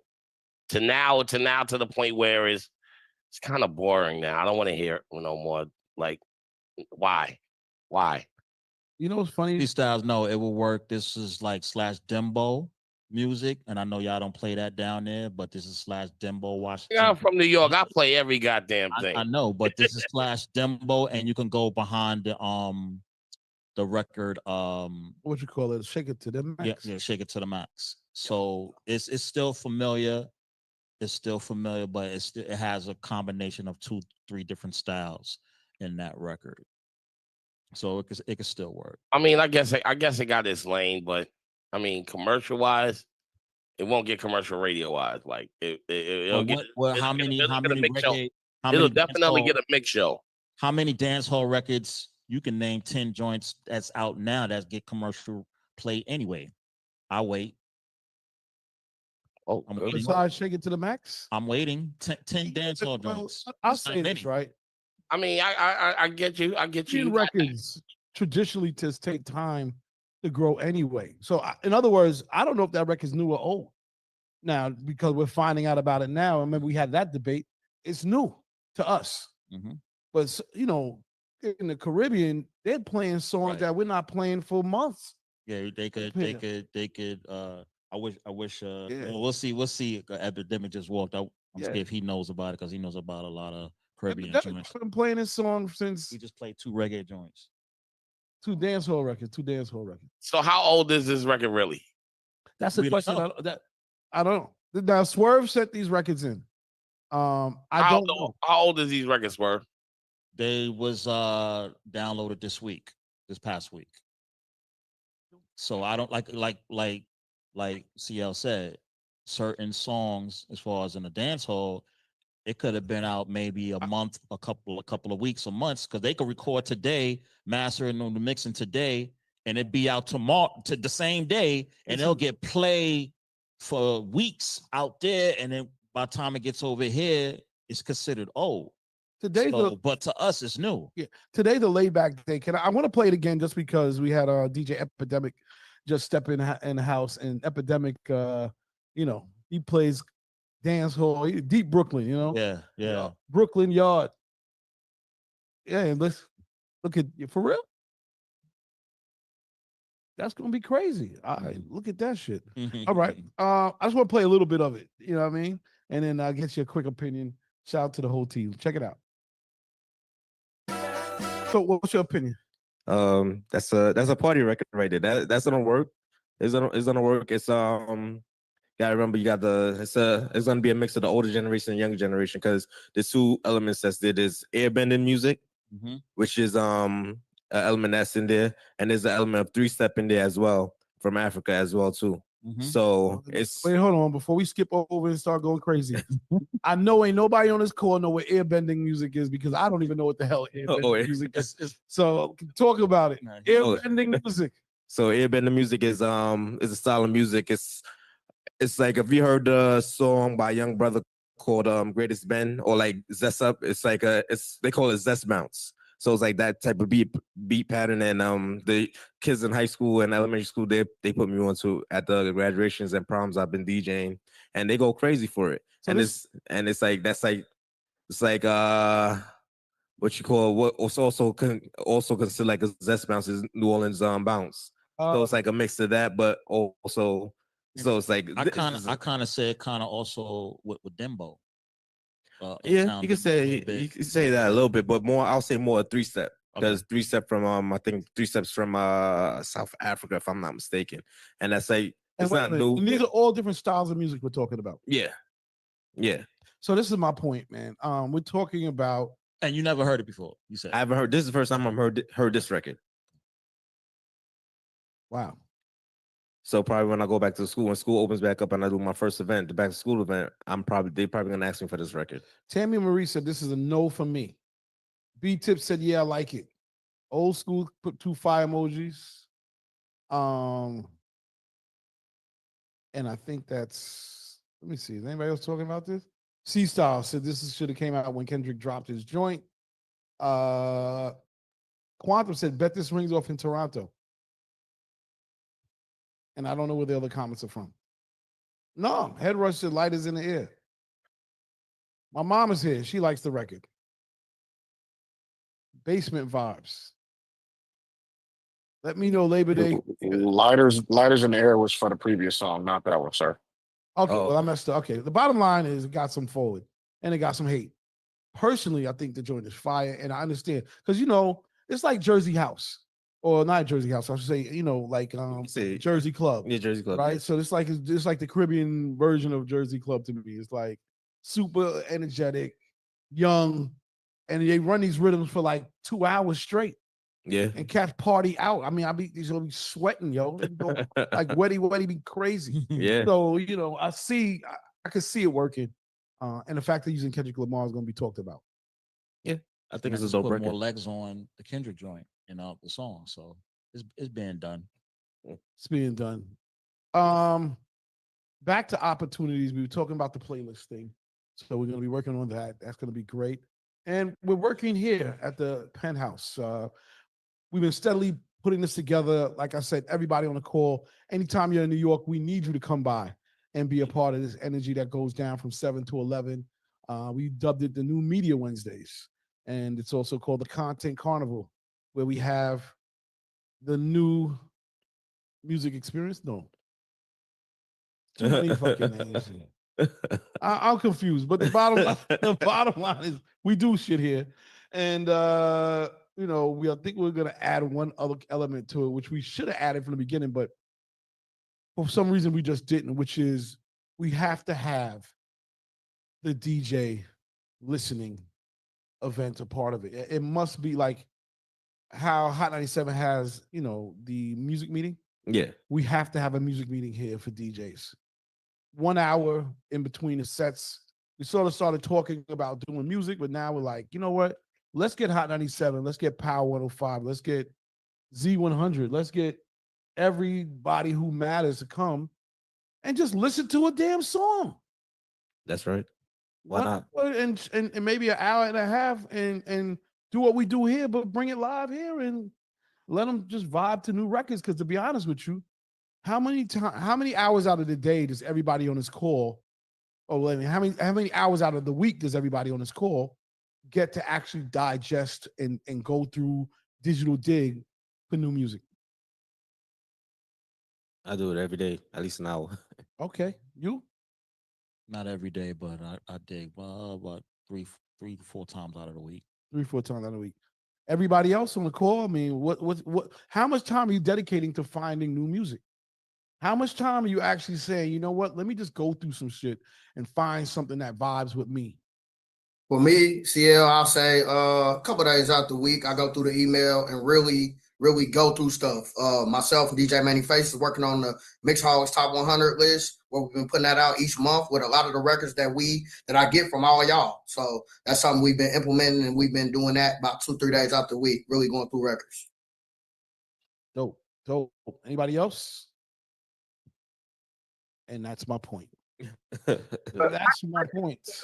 I only listen to music for the purpose of finding new music. Like, I listen to, like, literally, I told y'all my process. I go on Spotify, I pull up the new music for the week, and I go through everything. Like, everything. Country stuff, house stuff, rock, metal. Like, I go through everything and just skim through. Like, if it's an album that a lot of people are talking about, I try to get through it.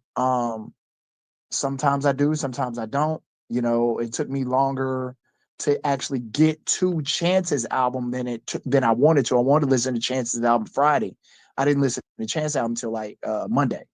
But, you know, I go through. That's my sole purpose. It's very rare that I have an album on repeat. Like, I'm like, oh, I love the Clips, you know what I'm saying? But I play the Clips album 3 times. I'm not like having stuff on repeat. That's me. So every time I turn on, that's my purpose. Yeah, I was going to ask for everybody, if you hear it once, how many more times do you actually play it instead of just playing it once?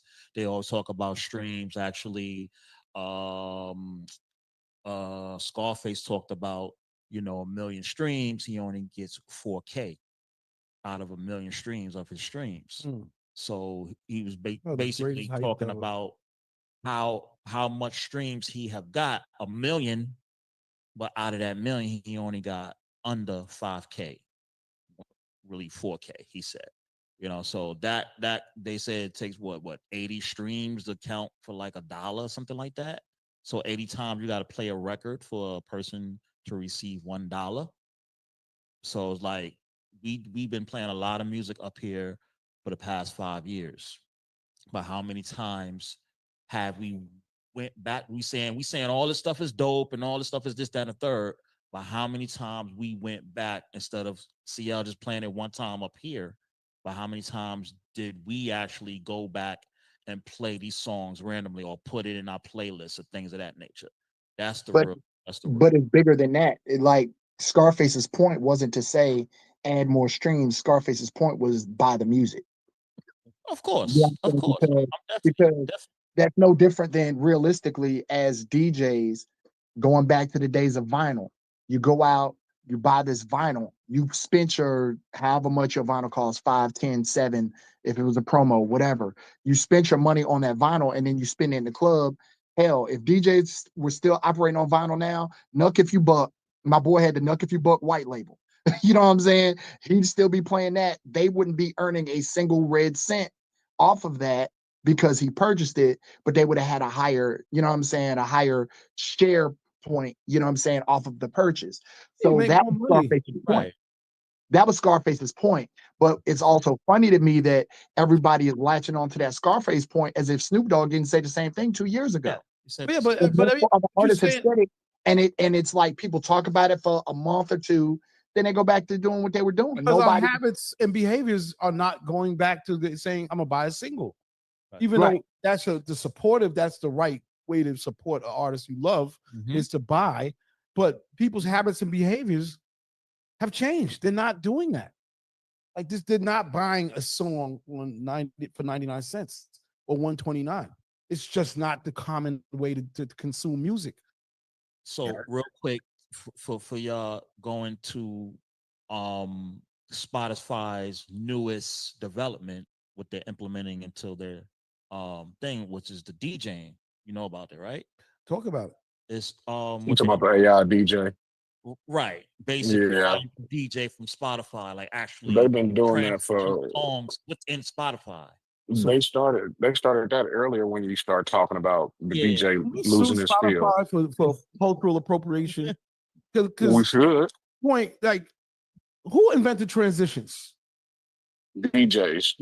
No, but there's Was a it Cool Herc? I don't know. DJ who did that, right? Like Grand Wizard Theodore's. Who's credited for inventing this? Grand Wizard Theodore was a scratch beat. He was the creator of the scratch. All right, okay. See, we get into this Bronx shit. You know, we in general there are people who did things. They invented. And in the United States of America, if I invent something, I should own it. And this comes from the millions of things that we have here in this country. Now, am I being no, I don't feel like I'm being wrong. I'm saying that if Spotify is putting transitions in, why is the person or the people who created maybe transitions not getting a red cent for that? Because they didn't know. They didn't own it. I mean, they didn't say I own this. They didn't say I create this. They didn't take ownership of their intellectual property. I mean, that's a time of who might have. Now, I'll take. I know what he's saying, but the transition thing, we don't know how far that came way before hip hop. I mean, we had house music, disco music, reggae, all reggae. They was doing transition because before the fade, it was moving one song to another is a transition. Yeah. Okay. Okay. You know what? We don't know. We don't into this. We don't know. I would love to know who was the first to try to do that. Somebody that from disco. That's from the discos. You know, in the dance clubs and the discos, they used to transition like that. Yeah. I started DJing in 1980. Can I get to my point? All right. My Google point said is this. it's Cool Herc. When it comes to this culture, when it comes to dancing, they made it illegal. Well, not illegal, but they made it so that dancing can't be copyrighted, which to me is bullshit, right? Because the lawsuit that went down with, what was the video game? Fortnite, right? So breakdancing and all these moves that, the first time you saw them was somebody that was in your neighborhood or whatever that somebody created. Yeah, Carlton was trying to sue Fortnite for the Carlton dance. Wait, but the magic question is who's benefiting us? And it's not. And wait. It's not us. The scratch was not it. Wait. When I say it's benefiting. So is there a story about the invention of the scratch? So it was Theodore. So Grand Wizard Theodore did the scratch, bro. So why is Theodore not getting credit for these scratches? He that does on all these apps? No. I don't know. He's not getting a piece of the money. I don't know, bro. He invented it. I don't know, bro. How do you trademark a skill? That's like saying you the first person that moonwalked. Michael Jackson got his moonwalk from somebody else. Well, they're actually doing it. I mean, if you invent something right now, Head Rush, you can trade it now. I mean, when you get a headache, right, and you take a pain, let's say Tylenol or something. Well, there's a natural version of Tylenol, right? No, I didn't. Okay, so let's just say you got stomach issues, right? They would tell you to take some, whatever these days. You take Tums or what's the pink shit? Pepto-Bismol. Okay. But if your family, if you go back in the South or if you go back in the Caribbean, they say you better take this ginger tea and get right. Yeah. Right. Okay. These things. Well, all I'm saying is that they patented Pepto-Bismol, right? Yeah. Based off of the same properties as ginger tea, right? Right. Patented other things based off of these old ways. Why does it change when it comes to the culture? That's my question. This is becoming a conversation. Well, simply because people are. Let me jump in. Here's the problem. Yeah. Here's the problem. A lot of this stuff, things have been done way before we knew it. A lot of times people will do something by accident and not even really be paying attention to what they're doing. And then someone else will see it and copy it and do it. And someone else will do it and they'll become popular for it, or they'll popularize it. But the first person who did it may not even realize he did it. Story of Forrest Gump. In the terms of the scratch, I don't want to take nothing from my brother Theodore. I love him. But Flash was scratching in the headphones. Everybody cues your mix before you play it. He realized it and let it be played out loud. So he popularized it. Did he invent it? I don't know. Because Flash was scratching in the headphones. He was watching Flash. Wow. So, and somebody was doing it before Flash. Every DJ cues in the headphone. They cue your record. And they scratching their I'm saying headphones. that. Wow. I'm saying that.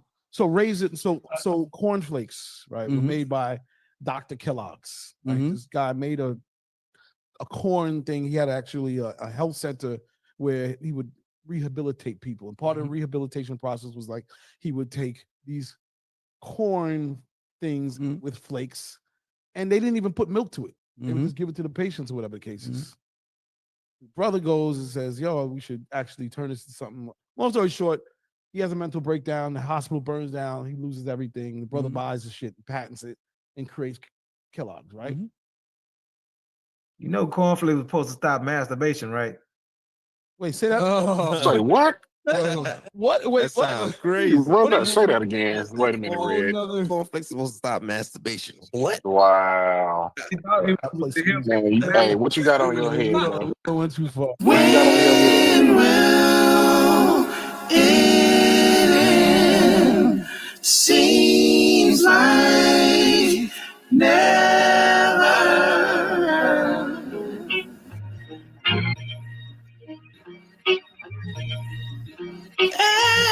It's the land of the free and the home of the brave.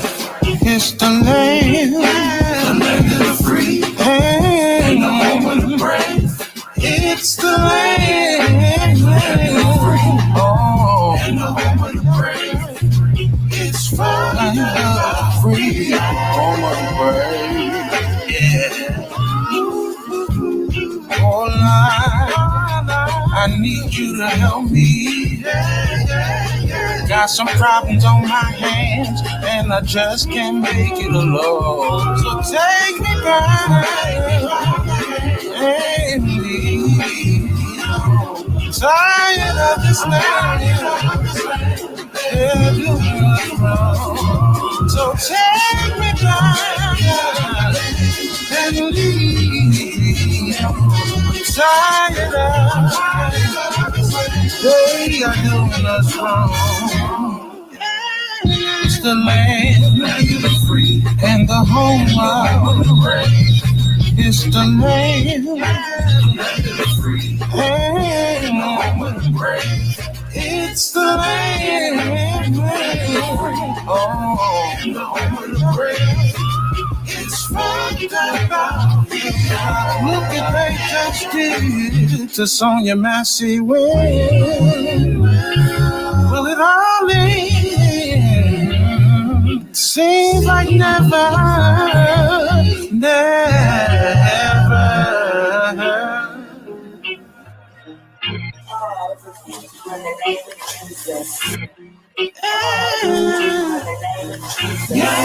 I rebuke it in the name of Jesus.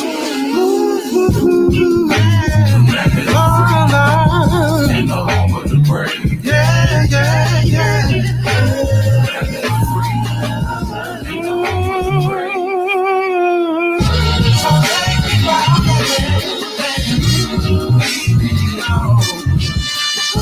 I'm tired of they're doing us wrong. So let me out again and leave me alone. I'm tired of the same thing. They're doing us wrong.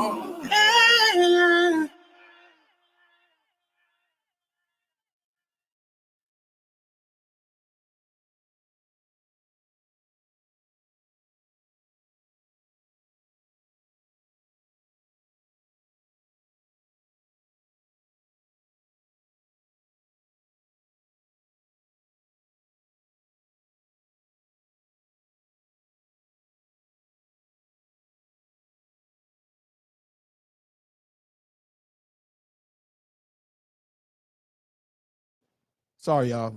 Can y'all hear me? We can now. You had your mic turned down. Yeah, my bad. We've having some deep conversations over here about patents and I culture. mean, well, that's And where I'm that's saying, where we I'll left tell you off. I got some real thoughts on that stuff. Okay, fair enough. Real quick, Quantum. Let's just talk about this record real quick, and then we can get into the fact that Black people by nature are not capitalists. And people of color around the world are not by nature are not necessarily capitalists. We don't do everything just to be able to make money. Now, has that changed? Absolutely. But we don't take our inventions and instantly say we're going to patent them because that's not how we always are. Wait a minute. You gotta have to come in and have this conversation. Anyway, that being said, Quantum, do you want to say something about the record? No, that was produced by the name of 14K, featuring this cat Jermaine Holmes. Name of that track is called Land of the Free. So I got a package in, so figure I'd throw that in there. Also, Big Red, you got something to say? You sound a little low, Quantum. Can you hear me? Can you hear me? You sound a little low. My hands never got taken down, man. Okay. But also, I'm sorry, I'm gonna do another fact check. It was made to suppress sexual desires, not stop masturbation. All right, my bad. Yeah, that was so wild. We just had to play a song. Goddamn cornflakes. Cornflakes. These conversations are crazy as hell. And the fact that the rooster was the mascot, also known as a cock. That's ridiculous. So we were having a conversation over here, extending beyond that, because all I was trying to say is that when we do a lot of things by mistake or on purpose, a lot of times our first instinct isn't to go run to the patent trademark office and do that. There are so many remedies and things around this world that were just created and passed to help people, social reasons, that other people took and said, yo, I'm going to patent this and sell it. I guess that's their right, but I'm saying at the same time that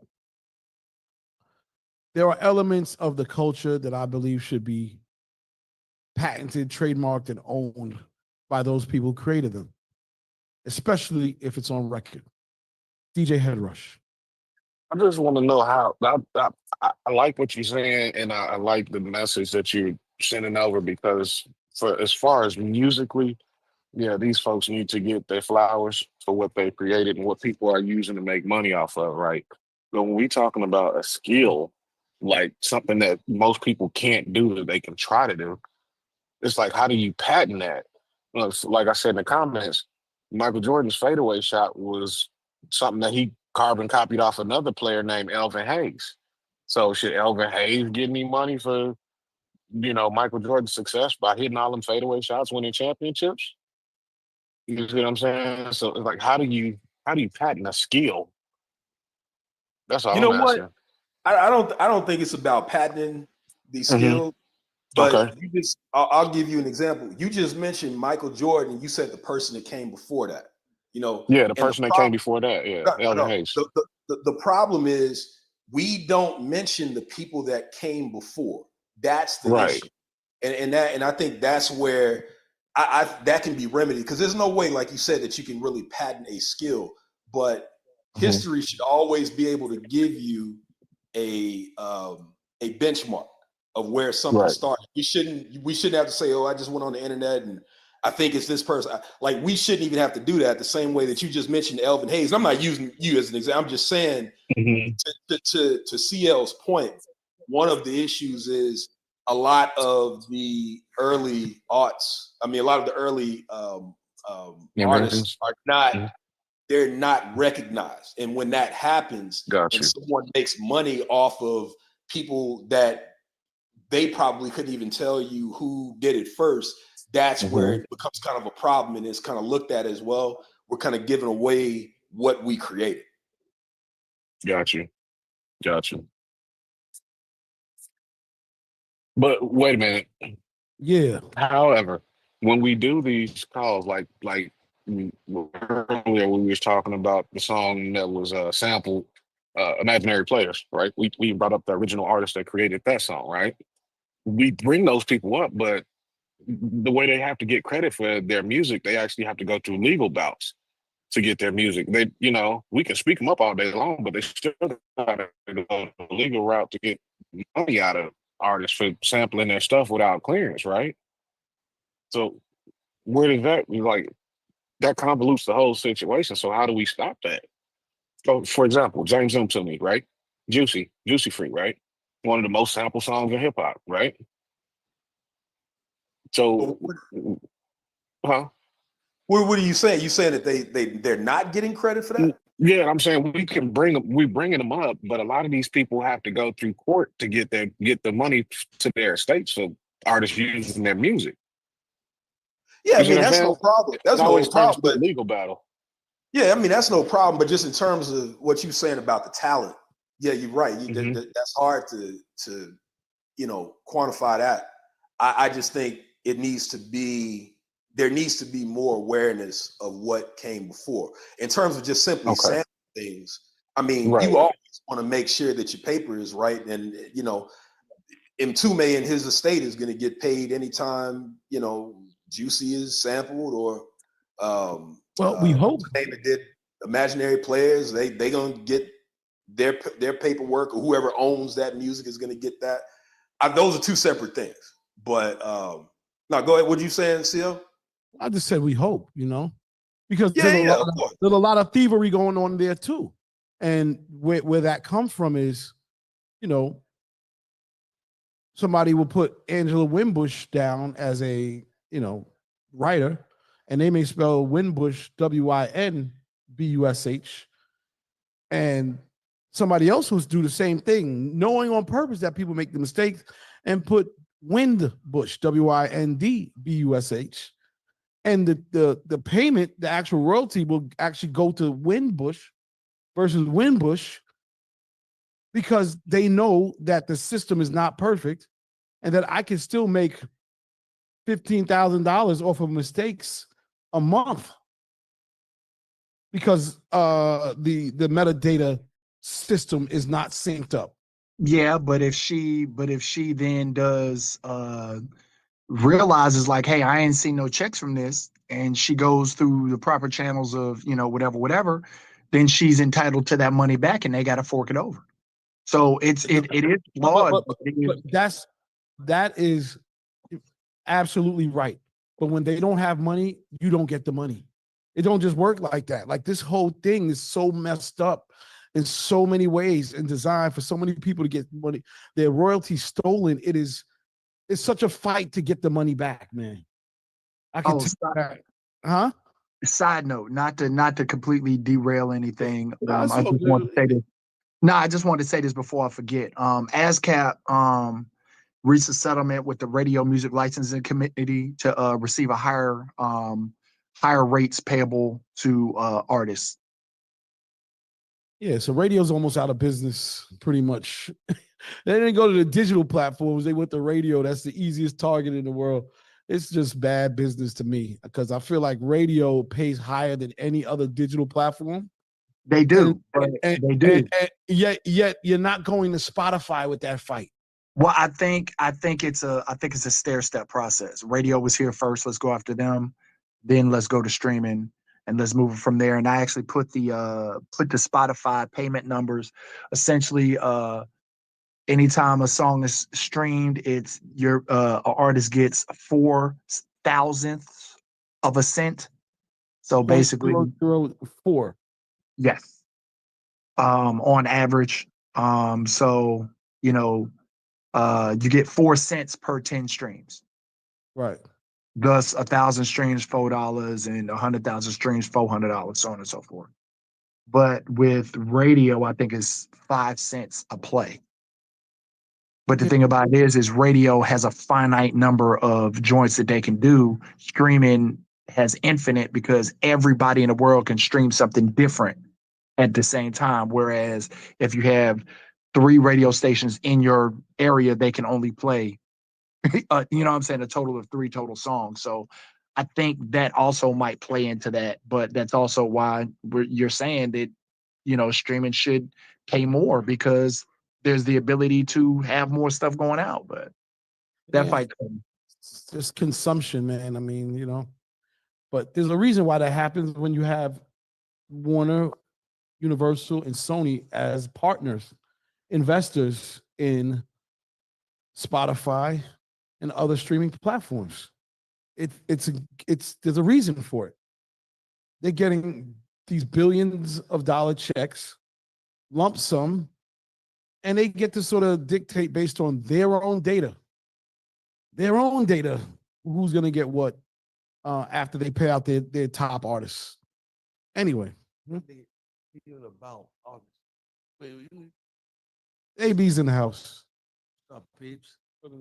Yo, it's really not even about artists no more. It's about numbers.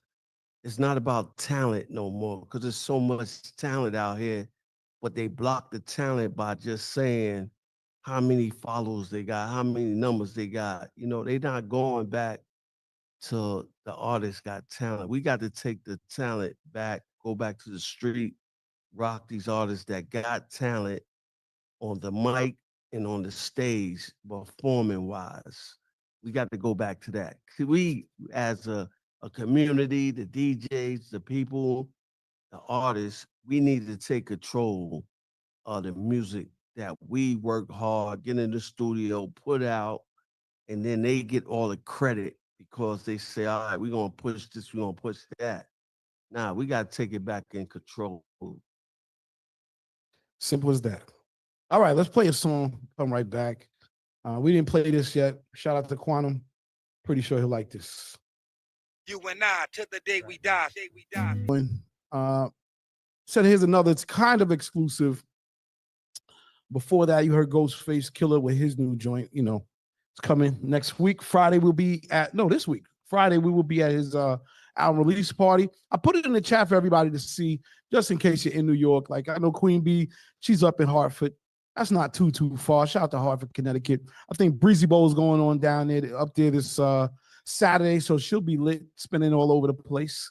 And I know other people are pretty close, So if you can, RSVP, man, let's hang out at Ghostface joint, get some free killer coffee on him. On top of that, we're gonna get you a mic. Say something real quick. Say something.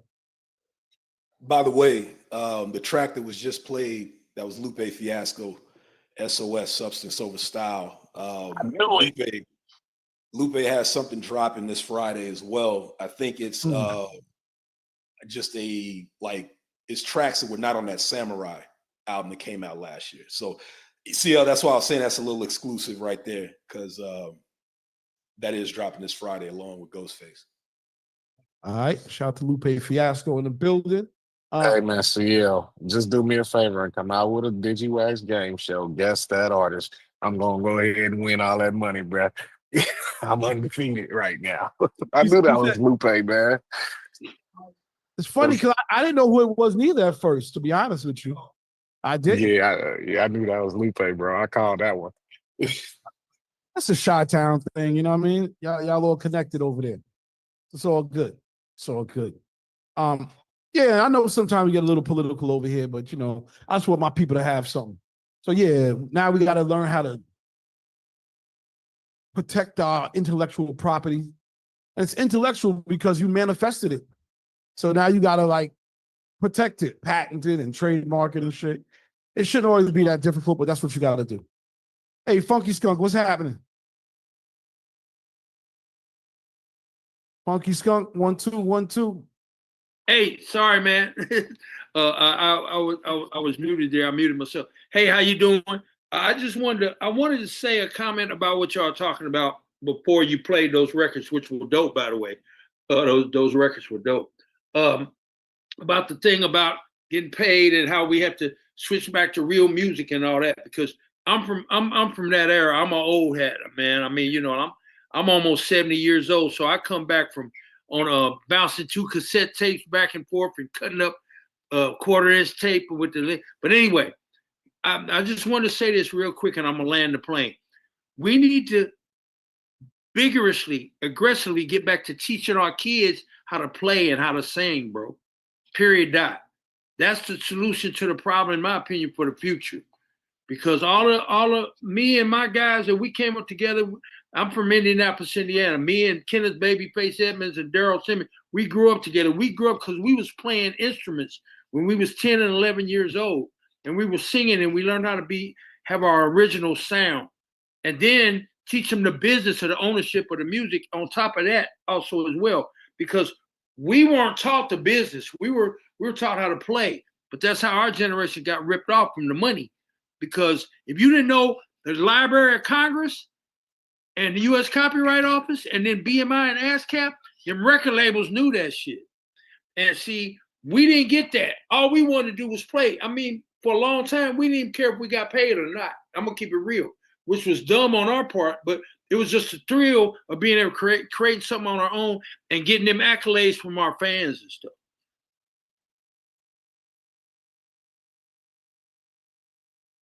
And that's all I got to say. I can't hear you. You might be on mute, CL. Okay, I hear you now. Yeah, all I was saying was part of all I was saying was like everything that we do, by nature isn't always immediately for profit. That's just not how a lot of people of color everywhere. Right. Shit, even white people, there's a lot of people that just did things to do them. And you get people have that capitalistic mindset that turn, something that's good for everybody into a benefit for few or one. I feel you. And that's all I was saying before. Is it going to change anything? Absolutely not. We got to play the game. Unfortunately, we're going to have to start to hustle and do things differently. I feel you. We're going to need that local business guy that can trademark and protect your assets. Somebody that can help you copyright your things and your songs. And we got to do it ourselves. We just got to, it's just that's what I'm talking about. We got to do it ourselves. You're right. Yeah, One last thing, just real quick. I want to thank you for sharing my song. Punch just told me you shared my song "Spend the Night." I really appreciate you doing that. The shit was dope. Right on, man. Yeah, no, that shit was dope. We was shout out to everybody who's here. You know what I mean? We was vibing on it. So thank you, man. Shout out to you for making a dope record. Much love, much love. I'm gonna keep trying to make them. Yeah, man. Don't stop rocking. You know what I mean? You already know. All right, my brother. Love. Hey, CL, that Ghostface track, you got you had the DJ pack for that. It sounded like it was clean. I was trying to make sure, but you got the definitely not clean. It's not okay. I might have missed something then. Definitely not clean. But you had a pack for that, do you? I think let me see if I can get it. I could probably get it. I'll put it like that. You know what I mean? Okay. All right. Let me find another song for us to play real quick. I'm dealing with a lot. Check this one out. The whole catalog. I'm messing with you, bro. I'm messing with you. No doubt. I'm gonna get to it. I got your back. All right, check this one out.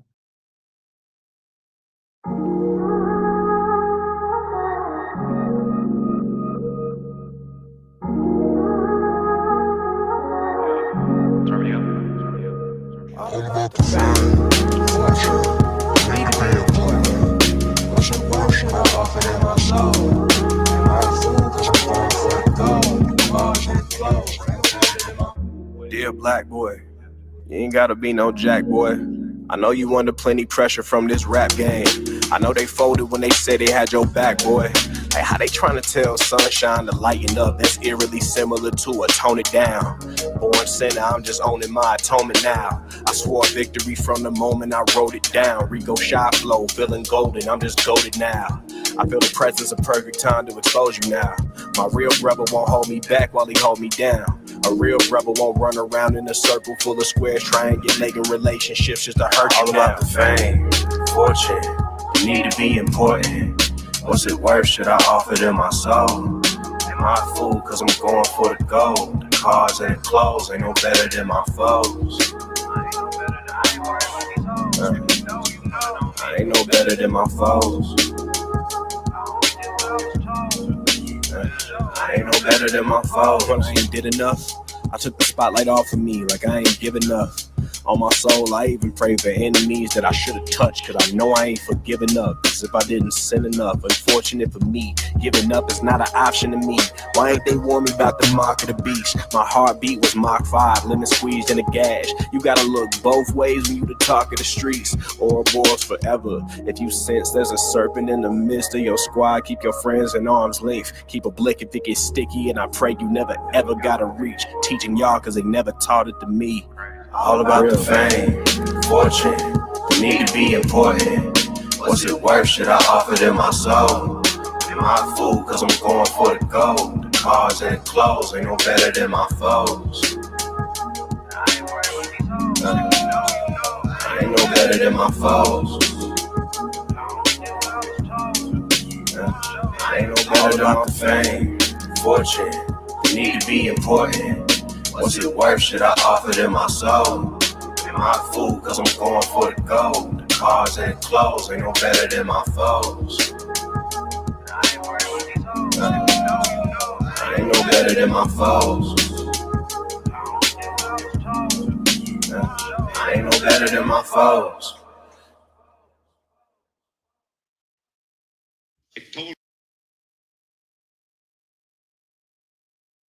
Yeah. We back. Shout to DJ Head Rush. You already know. Head Rush, what's the signs? Yo, that's the latest installment from Austin J, also known as he just popped in. Jay Stokes, man. So he's been in the lab secretly, working the job, working a couple jobs, still cooking. So yeah, man, Lil Cuz is definitely staying busy, man. He in here if you want to give him a second to speak. Yo. There you go. Oh, what's up, Austin? All right, I see pulling up. Austin J in the building, making a immediate pull up. How's everything going, man? Man, everything's been great, bro. I've been in a cut, just labbed up lately, dog. I've been getting a bunch of certs and, finding new work and stuff. I've delved into the audio visual industry in the last couple of years, for real, thinking about it. Yeah. I underwent a really big name change and stuff because I felt like I outgrew Jeremiah Stokes for a really long time, and I just didn't know what I wanted to go by. So I was like, I'm gonna just go by my real name, bro. I don't know a cooler thing to do. I think about all the best rappers. That's what they do. No doubt. Real quick, if you can turn your camera to the side for us, so we can. Oh yeah, absolutely. One sec. Oh, yeah. There it is. Definitely. That looks great on YouTube. Boom. That looks great on YouTube. No, dope stuff, man. Staying in the lab, doing your thing. So just tell us real quick the inspiration about the song we just played, and why'd you make it? Oh man, that's a phenomenal question, actually. So Foes was inspired by being in a state of cognitive dissonance. The verses are talking very much so about feeling antagonized by people that you feel close to, that you formerly may have respected or had a real deep friendship with, or somebody that was really at least who you thought was your ride or die. But then you start, y'all know how it goes. It's you go through something and somebody show you who they really are, and then you're like, oh, you actually don't love me at all. That's crazy. And then it starts dawning on you all the other stuff that happened to you in the midst of y'all being friends that you just kind of overlooked and, solely overlooked for the purpose of, well, that's my brother though. He probably don't mean nothing by it. And, but then the hook was supposed to be a call back to the other side of that where, okay, I may, for all intents and purposes, morally not want the same things as you or want to treat people the same way that you treat people, but am I actually better than you? Calling myself better than you may be a stretch because I also want success. I also want money. I also want power. I also want cars. I also want clothes. I also, am I allowed to, get it all talk I want? I don't want to sully your platform at all, G. I do all the platform selling around here. You good? This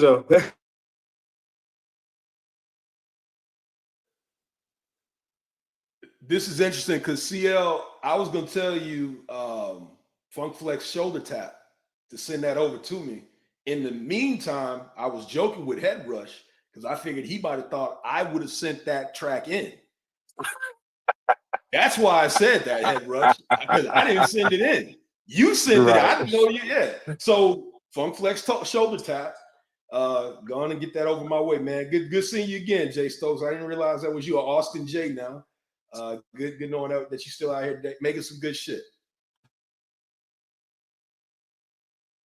You're on mute, Austin. Let me go ahead and tap that. A big part of where I've been too, y'all, is like I've been delving more into just like the general singer-songwriter space. Like I've been making a lot more genres lately. Like I still rap, like I still rap my ass off. Like that's never a problem. But I started getting up with more like jazz players and rock stars and stuff who like are constantly on tour, working with big like industry titans and stuff. Like just really exploring music in all of its forms and seeing how I could apply that to my own style. And like I've been making everything from pop to punk music to just straight up and down R&B, like just getting deeper into a singing bag lately. And it feels good, man. Like I was nervous to do it at first, but that was another thing that inspired the name change. I felt like I needed an entirely new identity to go with this new music I've been making. So, you know, that was another thing. Dope stuff. Well, listen, man, you know, thank you for pulling up. That's just to show some love and, you know, push the records and push the music and everything. I'm sure, you know, we need some drops, a couple of things from you. But we'll Absolutely. Yeah. Everybody in this chat for real. I'm gonna put my email address in the chat. And you guys can send me whatever you need from me and stuff, and I will happily record whatever drops that you guys would like for any radio station. Just let me know what the format is, and I'll get it to you. Dope stuff. Well, again, thank you, man. We just gonna keep on playing joints. Of course. Do what you do. It's New Music Wednesdays, man. Austin J's in the building, tapping in. Check this joint out. Word up. One time, 1, 2, 1, 2. Forever nice, check. I hit the stage like Ella, fits the spit Stella rhyme teller, combined with the mind of a prime L. Hodge fella from the struggle that bubbled amongst devils written gems that'll stick to your skin like Paul Metal. Yo, ghetto kids, I don't think it's settling what ghetto is. Hip hop culture where the vultures and the pedals live. No Diddy, I be dropping emeralds in Yo City, Yo Millie, cooking, warm the oven up with 450, food prepping, tailoring the mood like a groove session, music tune, soothing to the room, got them two-stepping. Treat the stew like a delicatessen, no baloney. Cold cuts only with grass in my presence. Yo, my pen is the Excalibur sword. A King Arthur, dream sparkle with a dart to your heart. Supreme archer. See, I could try to haunt you with vocals like I was Voorhees or Aubrey. Speaking to Tupac, K did them awfully. Of course, the Mount Rushmore while on the door suite. Forever, New York is the force be. Forever nice, forever ever, forever ever, forever, forever ever, forever, forever ever, forever ever, forever ever, forever, forever ever, forever, forever ever, forever ever, forever ever, forever, forever ever, forever, forever ever, forever ever, forever ever, forever, forever ever, forever. Hey yo, escapism, my art is the vehicle to send them. The changing of the guard shifted once the bars lifted. That's a bar mitzvah. The God's ascension to a GOAT status. I'm hardly mentioned, but I toast rappers. Most rappers don't have it. The potency of vocal poetry. Hey, real is one of the illest coming out of Poe's grave. Life is crazy, got me pulling out my own praise. Stick to them old days, giving you my old age. It's all about progression, no. Hitman professional. Skip Van Miller's the it man, no one can test the flow. Drop on the gram, I got him clicking like a metronome. The feeling of the drums is chest bone with the stethoscope. I'm a healer, every line is given to the illest level of lyrics. We don't click cause I don't gel with your spirit, period. I'm at the top of the food pyramid. Apex predators say less record, you serious. I've been inches from the sun, shining rhyming in the lunchroom, pencil in the drums. I was in it going done. Celestial body risen from the slums. Honesty, I embody that type of fix to get you sprung. Hey, yo, forever, forever, ever, forever, ever, forever, forever, ever, forever, forever, ever, forever, ever, forever, forever, ever, forever,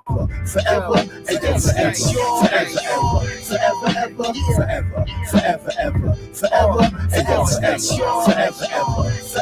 ever, forever, forever, ever, forever nice.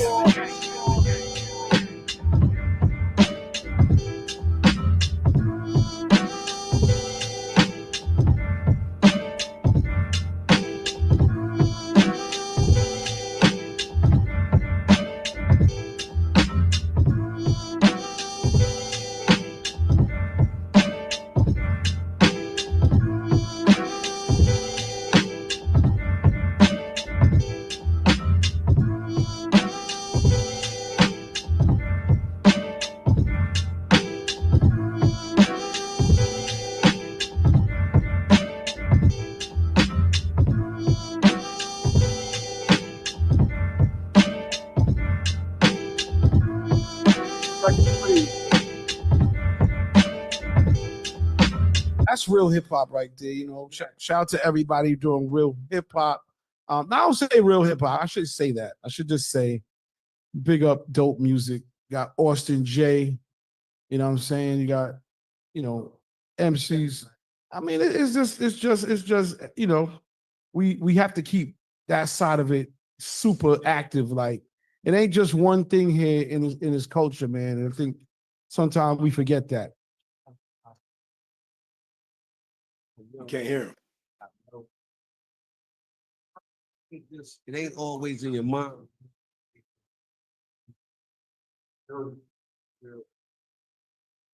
Yeah, you do. So we couldn't hear what he said, but I'm Funk Flex shoulder tapping you. Who was that? Who's that again? Hold on, I'm tell you, I forgot. You know, that was me digging myself. That was Jay Swift's. Jay Swift's. The song's called Forever NYC, but it's also called, it's like spelled Forever Nice. So yeah, I'll send that around. I got that. Shout out to my man DJ Eclipse. He's always sharing joints, sending joints and all of that. So, you know, that was one of them joints he sent that I was feeling. I'll take that. I'll take it. Say no more. Say no more. Shout out to Hip Hop TV.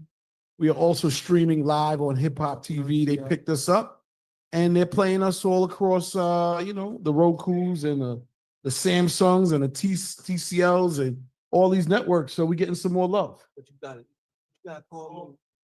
gotta call me the plug, B, because my homegirl, them, they just opened a new part. I mean, like a TV, like, what is it? Tubi, whatever, but for music. And I'm gonna plug you. Shout out to my girl, Angel McCarthy. She was a basketball player. So they just opened a new network. And I'm gonna see, this is what I do. I'm the plug, A.B. Butler. I'm the plug. I'm gonna plug you with that where you can get that in there. Thank you. You need it. We just, you know, we shout out to everybody that's showing us some love, man. Hip Hop TV. Shout out to Dot Hip Hop, who's been showing us love. And that's another one of these opportunities you talk about investing and owning a piece of the culture. Well, you know, culture's digital, man. You know, they're offering shares for $250. Come on, man. What are we doing? Hey, run that by Cuz real quick, CL, about Dot Hip Hop. Dot Hip Hop is offering people ownership in the company starting at $250. What?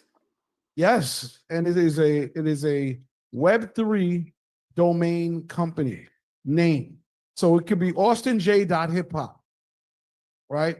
Now, it doesn't cost you $250 to get your AustinJ.hiphop. That's actually really cheap. But to own a stock a share in a company is $250. That's where that's the real win. Yeah. It's a matter of time till it takes off into the billions. That is crazy. Hold on. So like it's $250 the domain of .hip hop is just I just could like make a domain on a website, and if I use .hip hop and like connect it to like a web wallet, that's how that would. You can do so much with a .hip hop wallet or domain. Is ridiculous. That's crazy. A .hip hop domain costs what, $40 around?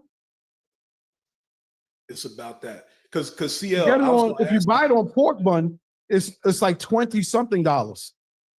you get it on if you get it on GoDaddy, it's $45. But if you Yeah, rock with Pork Bun, you get it for. Matter of fact, Scott, can you just school everybody real quick? Sure thing. Yeah. The you get it at different registrars. I mean, GoDaddy is obviously the biggest registrar out there. They sell .hip hop domains, a 1-year registration for about $45. Another one is Pork Bun, and they do it for $20. So, but it works just like any other domain name. So with that name, you can build a website. So you could be austinj.hiphop instead of austinj.com. You can connect the domain name to a wallet. It's Ethereum, and there's other blockchains too that support that now. So you can actually make that your wallet address if you want someone to send you money. It works with just like a Cash App almost, right? I mean, except it's on blockchain. You say send the money to austinj.hiphop, and that's where the crypto will go. And you know, if you really build it out and know what you're doing, you can drop NFTs and you know, even sell your music that way, right? So there's a lot of opportunities that you can do with .hip hop, and even at the very simplest level, you can just take that name and make it your brand, right? So austinj.hiphop becomes your brand, and when you go up and you perform, if you're on stage, if you're doing an interview and people say, how do I get a hold of you? And you say, go to austinj.hiphop. Well, you can forward that name to whatever source you use the most online. Let's say that's Instagram. So it can forward right to your Instagram page. Easy, right?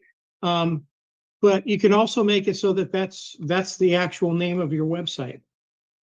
And from your website, you can sell merch. You can promote yourself in all different kinds. I mean, there's so many things you can do with a website.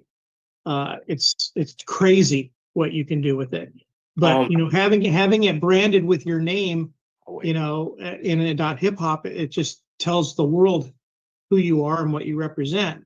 Absolutely. If you have a .com, if you were austinj.com and nobody knew who you were, right? They wouldn't associate you necessarily with hip hop unless they already knew who you were. Yeah. Right. So there's just a lot of branding power, and it is really going to take off. I mean, we've been working with CL, for like the last year or so. Right on. And what we're doing with this program, introducing artists and DJs to the .hip hop brand, it's going to take off as people start to see how the utility of it and how, you can have an ownership of it. That's the other thing too. The whole ownership thing is huge. We're trying to raise like $1.2 million to do operating expenses and marketing, right? And those two things combined are really going to help launch the company and have it take off. And we're offering those shares starting, like CL said, at 250.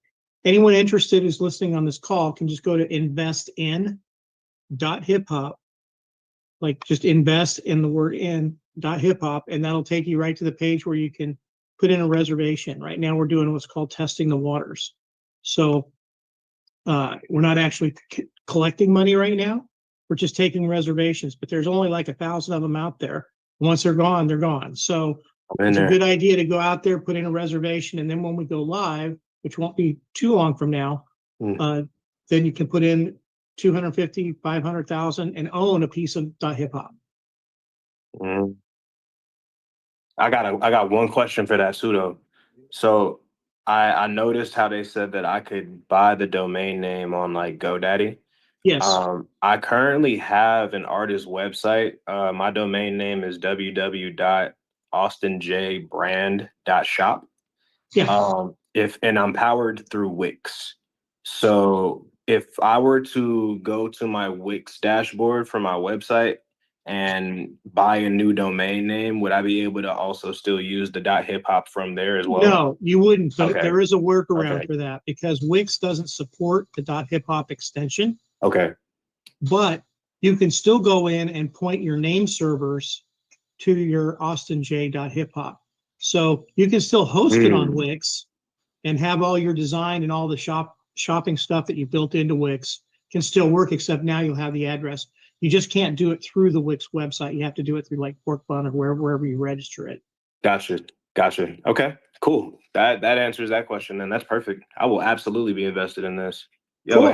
Headrush CL, thank you so much for putting that bug in my ear. That is huge because I've been hearing a lot about a lot of companies offering independent artists and major artists at that stake in companies as they like help build their brands and stuff. So that's really, really cool. Thank you so much for that plug. Yeah, no problem at all, man. You got it.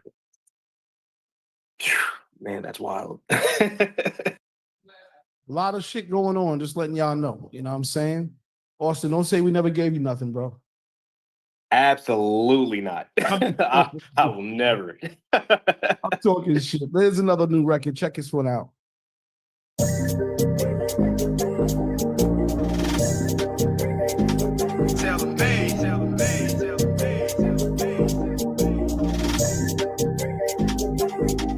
Yeah. I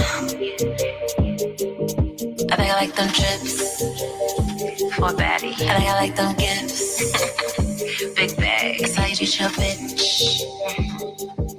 Cause if I want it, make sure I have, gotta have it. Pay me in design, cause I want it. Yep. Taking care of me, cause I need it. Every weekend, for no reason, that I'm tweaking. We on beaches, my ex at the light, I hit the reset. I like Bottega, it's like the Visa. Slide on me, we on that dawn tonight.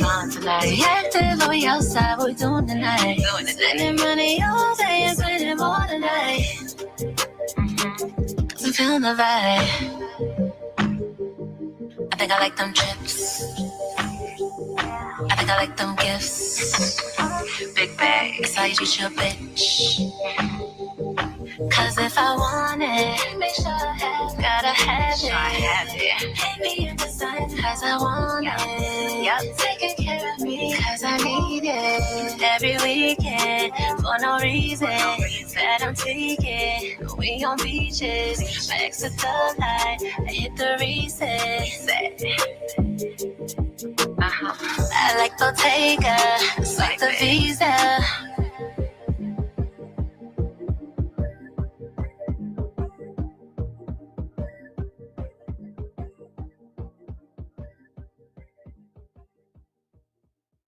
Back in the mix. Shout to Tribe Called Quest. And prior to that, we have some new music courtesy of DJ Punch again. Punch, what's the science? And don't forget that we are streaming live on Hip Hop TV, found everywhere on your Roku, Samsung, TCL, and Pluto TVs, Fire Stick, everything. Yes, hiphoptv.tv. Check us out. I've seen you so much stuff, CL. I don't even remember which one I sent you this time. Oh man, that's crazy. I can tell you, man, no problem. I said so much. I said a lot. Hey, let me save you real quick. All right. Actually, I'm sorry. That was from DJ Epidemic. That's New Black Kitty. Trips. New Black Kitty. Yeah, Trips. You want to say something about it real quick? Okay. Well, that's the first time he heard it. Okay. Well, listen. I like that record right there. I didn't know I sent it in though. I was asked what record that was, but that record right there is a dope record. I like it. That club bounce, trust me. That club bounce is something else. There's gonna be a different type of party that's gonna be going down, and mark my word, watch that Jersey club bounce is gonna come to New York and it's gonna be different. It's gonna be a different type of vibe, and we're gonna have all the ravers coming out soon. So I'm gonna let y'all know what's going on when it happens. And you heard it directly from the source. Anyway, my bad, Punch. I thought that was you. There's a lot going on. Today's like a weird day, only because we didn't got any real guests coming off of 4 guests last week, and we're like trying to scramble and do a lot of stuff. So we can spread our wings a little bit, play some records, and talk a little bit of shit. All right, this is the song that DJ Punch sent. So let's check this joint out.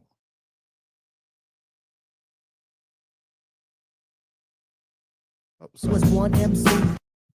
There we go.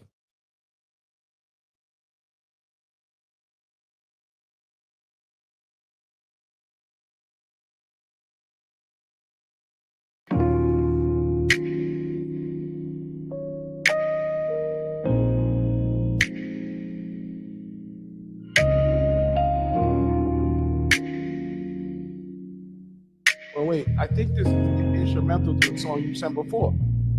Am I wrong? Yeah. DJ pack. My bad. I sent you the DJ pack that you asked for. He sent it to me and I forwarded it over to you. I do got one coming. Yeah, my bad. All right. Well, we got that's the instrumental joint there. Oh, okay. Fire. I like that record, by the way. You got the Slim record. Thank you for playing that snippet. Yeah. Oh yeah. I do got that Slim record that I sent over Slim Murphy Lee, Somebody to Love. That's an exclusive record. Sent over last week. I know how y'all was feeling about that one. I feel like they played it. We played it. Yeah, they did. Okay. Yeah, I was moving around. Yeah, he's actually I reached out to UCL. He's coming to New York soon, so we definitely want to set that up. But he's real excited about the record. It's not even really out like that yet. He gave that specifically to the DJs first. So salute them, salute the Circle City Band. We working. Oh, that's good shit. Yeah. You got that exclusive, bro. You got that exclusive, my man. Real talk. Well, I appreciate the exclusives. You already know how I get down. And well, as you figure out what you're gonna play next, can the marketing department for Austin J Head Rush let us know who produced that track that Austin J did? I've been waiting for that answer for like the last 30 minutes. I'm waiting on it too. I'm waiting on it too. Oh, you don't know Austin J? Where he at? I think he's still in there. Yeah. Who did the track? Here I am. Who did the track? I was actually literally just texting him that information. My bad. I'm literally in training for this new job and stuff while I'm here. So, but that track was produced by my guys 24K, also known as 24K Tracks, as well as Donald Patch. They are 2 gentlemen from Martinsville, Indiana, actually. 2 white boys, fire, like crazy fire. 24K engineered that as well. Okay. Head Rush, you can put that in your emails out to the DJs as well. So we got 24K and Austin. You said, what was the name? Patch? And Donald Patch. Donald Patch. Okay. I just text that to you, big. Okay. Yeah, I see it. Yeah. all right. Next song's queued up, so check this out.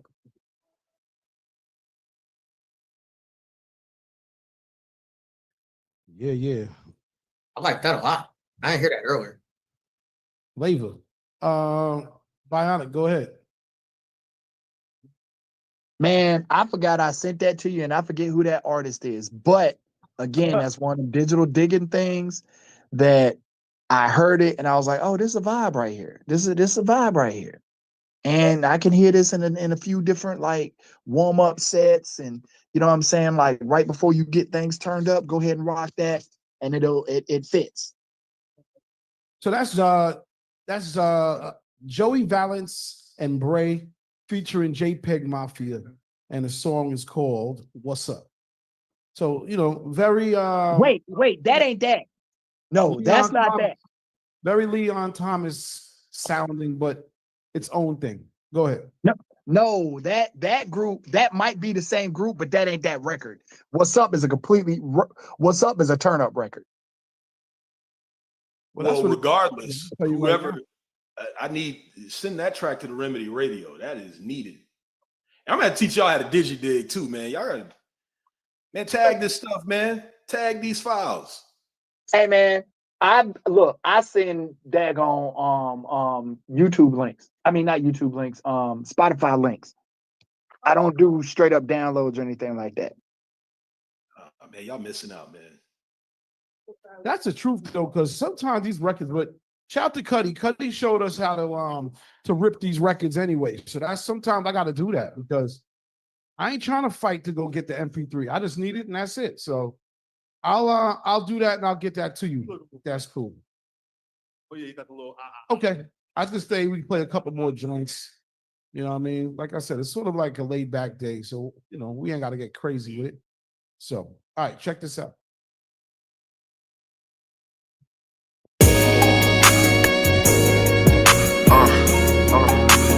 Old school player vibe. Some Kenny G. We catching motion down Canal. We catching motion down Canal. We catching motion. And I flows with the best motion. Elvin Kamara, bouncing off the tackles. Even if my balance off, you'll never know it. The goal to ride with chauffeurs, big Capricorn. You see me, yeah, you see goaded. How dope get this potent? Cultivated by myself, you can't grow it. Fentanyl too close in, and you overdosing. This beat water better get to rolling. This texture different, like my grandma sold it.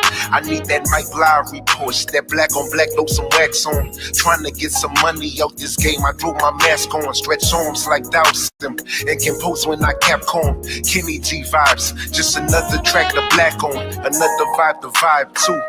Drive, sail, and even catch a flight too. Selling these rhymes more flavor than the hide chew. Big smooth, Ron Isley, how I slide through. That's motion, we catching motion down Canal. We catching motion down Canal. We catching motion down Canal. If you don't like it, go to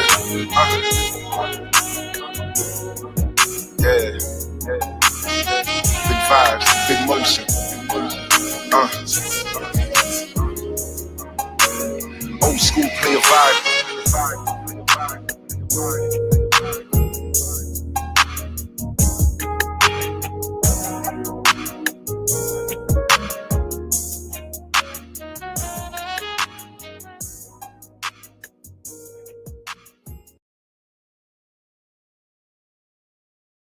Old school player vibes. Shout out my nigga Go Steve. Yeah, my bad. I cut that off by accident. I actually like that to the bitter end, you know. But that's what's up, man. Shout out to Punch coming with some R&B today. What's going on, man? You got your hair done and shit now, you know? Well, listen, that one I wouldn't consider that R&B. It's R&B-ish, but you know. But shout out to my dog. I'm just going through the Mix Hogs Top 100 folder. These are the type records we got in there, from R&B to boom bap to all the shit that we've been talking about. That is basically what we wanted to represent with the Mix Hogs Top 100, and we've been sending it out to DJs every single week. We're gonna do it monthly, and you know, that's one of the records. Shout out to my boy Low Steve out of New Orleans, Nolans, as he says, and we just working with artists all over. You know what I'm saying? That's hot and willing to work. That's what we doing. Really breaking these records out here. Well, dope, man. Keep them coming. Word up. We're gonna play a couple more and keep it pushing. New Music Wednesdays. You know how we get down. Check this joint out. Here's another one.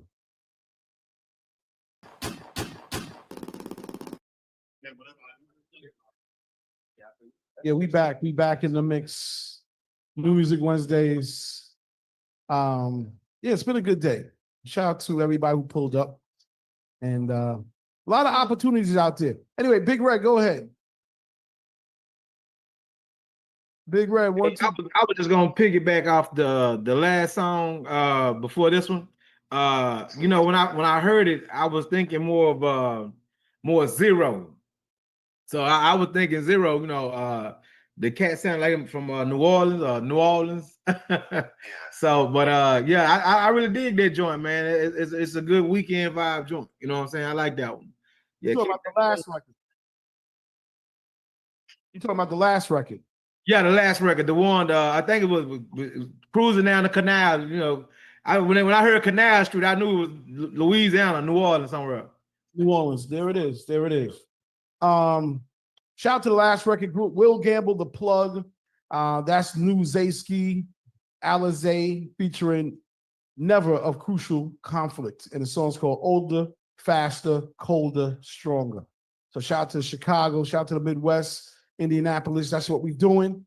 And yeah, man, happy we can share. So that being said, there's a couple other new things that are happening. So a couple label jobs are opening up. New York, you got Spotify looking for a label manager. I also saw another job with Sony that's looking for a media content creator, somebody that can really help direct that. And the same job is also at Hollywood Records in California, which is Disney's record label. So Hollywood Records is always going to be Disney's label, and they're looking for a media creator as well. So just see where the business is going and the opportunities are going, that you got to add content creation to your bag now. So if you're not doing yourself a service. You're not doing yourself a service. Funky Skunk, go ahead, brother. Yo, man, I'm just excited when you said that was crucial. One of the Crucial Conflict crew coming from the Midwest, coming from where we from, because I heard that vibe, but I heard a little different thing, a brand new thing. That's what I said. That's some new. That beat is new, but I can see it coming from that vein. You know what I'm saying? Being birthed out of that family. You know what I'm saying? And shout out to Crucial Conflict, because I've been around them since they started. You know, coming here from Indianapolis, doing the Gary and the East Chicago thing and all that. So man, I love that record. That record right there was really dope. Shout out to Crucial Conflict, man. You already know what it is. Yeah, man. They always been unique and original and cut their head in the game. You know, I'm surprised that not more has been coming out, but that right there is dope, right? I mean, you know. Yes. All right now. Peace. No doubt. I see. Yo. What is your opinion? While we talking about Chicago in that pocket of Crucial Conflict, what was your opinion as far as Do or Die resurrecting the video? So the Do You Want to Ride song 25 years later. Well, first of all, when Crucial Conflict first came out, they were just completely different with that Hey record. It was just, they stood out, and their record was a little slower. So it stood out, like not just the look and them jumping around the barn, but the fact that the record wasn't as up-tempo as everything else. And it stuck out. So shout out to them, because as far as I'm concerned, they might have been like the first big group I remember from Chicago. And of course, Twisted came out and all these other artists blew up, Common and so on and so forth. But man, they set it off their own way. So I give them credit because they're completely original. They didn't bite. They were themselves through and through. They had their own style. They didn't try to assimilate. They did their thing, and they won because of it. So shout out to them. Fun fact about that song got written 5 times before it was what it is, what we know it as right now. So there it is. Not to mention, Hey is one of the biggest HBCU Black high school marching band songs. Like it's in the books for damn near everybody, and we'll get everybody crunk. These kids don't even know what the hell the song is, and they playing the hell out of Hey. Damn, I didn't know that. It's in the band book. Damn, I didn't know that. Bruh, Hey is one of the loudest, most ignorant songs. Once them tubas crank up, like where the hell Big Red at? Ask Big Red. Big Red will tell you. It's a tuba thing, shawty. Big Red will tell you. Hey, like for certain sections, Hey ain't number one note, and they just dumping. Like, wow, that's what's up, man. Timeless music. So, another fun fact: Do or Die resurrected Twister from unemployment. Look at that. That's a fact. If it wasn't for Do or Die dropping Poe Pimp, Twister would have been, I don't know. Yeah, I do remember that. Yeah. Well, Salute listen, to That was Zaysky and kinda, I them, think man. that was kind of mutual. If Twister hadn't been on that record, come It on, wouldn't have blew the way it it did, would have been huh? the same record It at wouldn't have been the all. same record at all. That's kind of mutual right there. Shout out to the whole team. Will the plug. Shout out You to, did it shout, again. shout out to Hallelujah. Chicago. Shout out to Hallelujah. Chicago. Only thing I ain't like about Chicago was the Bulls. Other than that, Hey. it's a great place. There will be no Chicago Bull See, slander. bruh, he only hating because they ain't got no damn championship, but he won't even pull for his own the women team that got one and is working on the second one. I know he ain't start that. No. There's a whole lot of teams that ain't got no championships because of Chicago. Yeah, well, Yeah, add so is. us to the list. Let's play this song. It's getting a little crazy over here. Let's play this song and sort of end it on this note. I mean, it's a cool note. Shout out to Joey Badass. Just dropped a new joint. Check it out. New Music Wednesdays.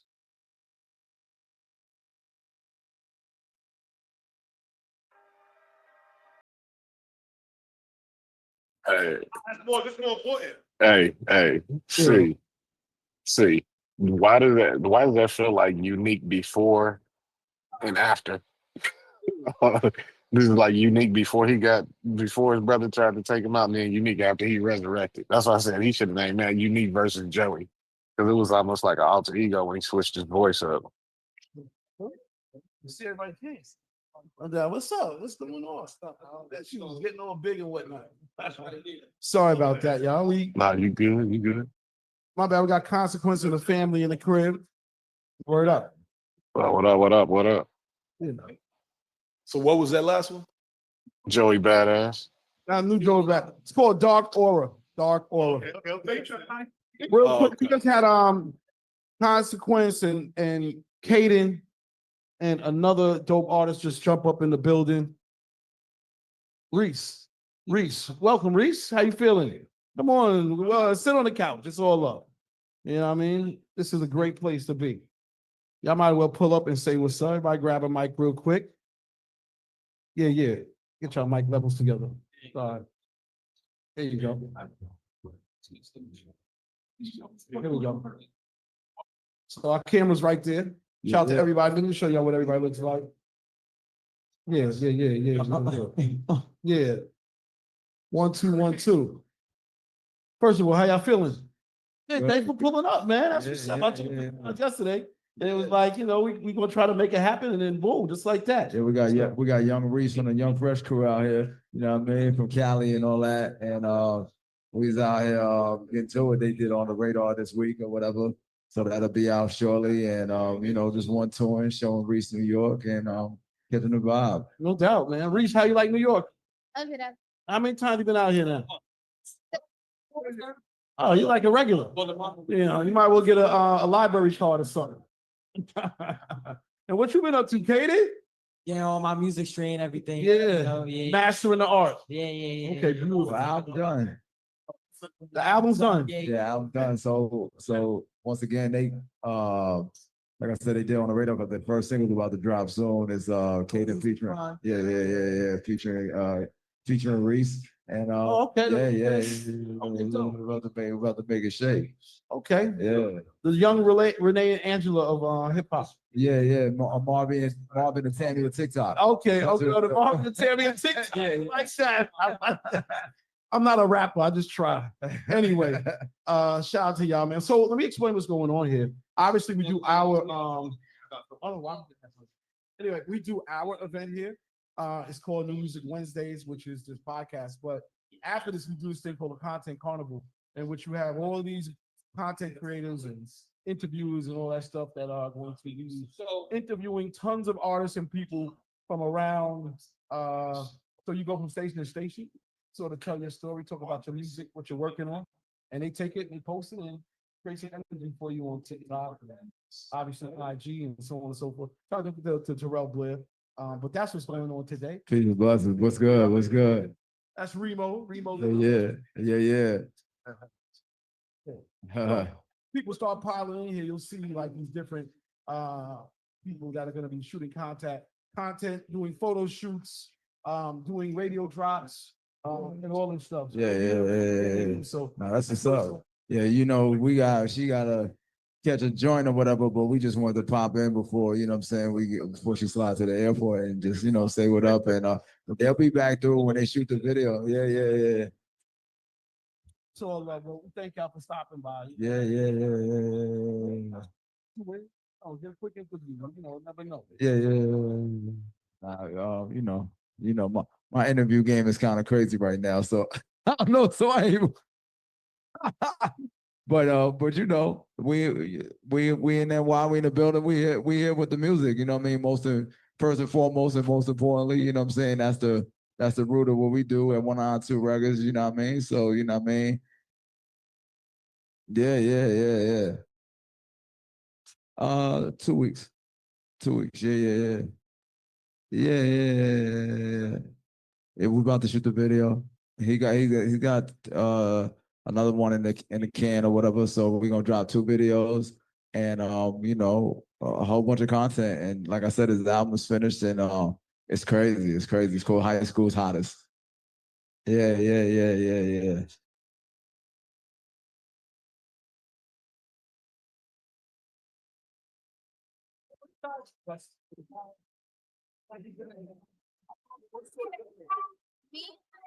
See, your mic ain't coming in, man.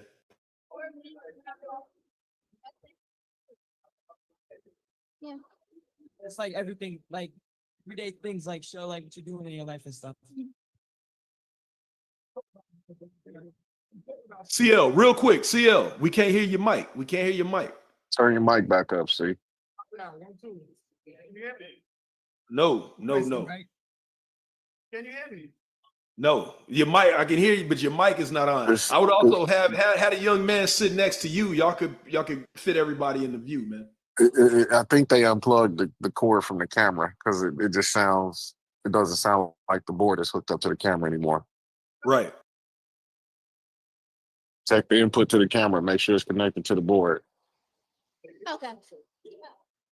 So, like I was saying before, about the stream, it's very intriguing to a lot of people, DJs or whatever the case is. But for kids, it's like, you know, I won't say kids, but, you know, your age is very natural and whatnot. And it seems to be the way the new currency and money and fans and opportunities. So shout out to y'all for, you know, trailblazing and setting the way and whatnot. Word.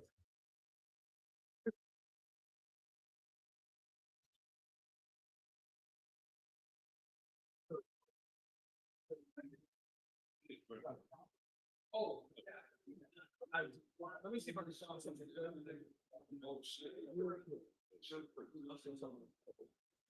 In the meantime, what else do you guys do while you was here in New York? What else did you guys accomplish? Got some food. We shot some TikToks. We did a bunch of clips and everything. At my birthday party on Sunday. Yeah, it was fire. At American Dream. Yeah, it was fire. Yeah, at the water park. Yeah, it was fire. Dang, you drink. Yeah. I'm gonna play a song. We'll come back. Wednesdays, doing it right here. We got, of course, the future. That's right. Yeah, That's right. Future of the business. That's right. 192 over here. You know what we doing. You know how we do it, man. Yeah. So 192, obviously, you're signing yourself, doing it the right way. Caden, of course. Who else is signed to 192? We're expanding the roster next week, you know. Yeah, I gotta ask. I gotta order some ice for a cup. Some ice, you know what I mean?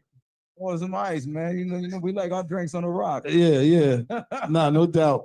Well, I just want to say thank y'all for pulling up. You know what I'm saying? I know y'all was just, for having us. you know, y'all riding around in the big body Benz across town. So don't tell them. Don't tell them.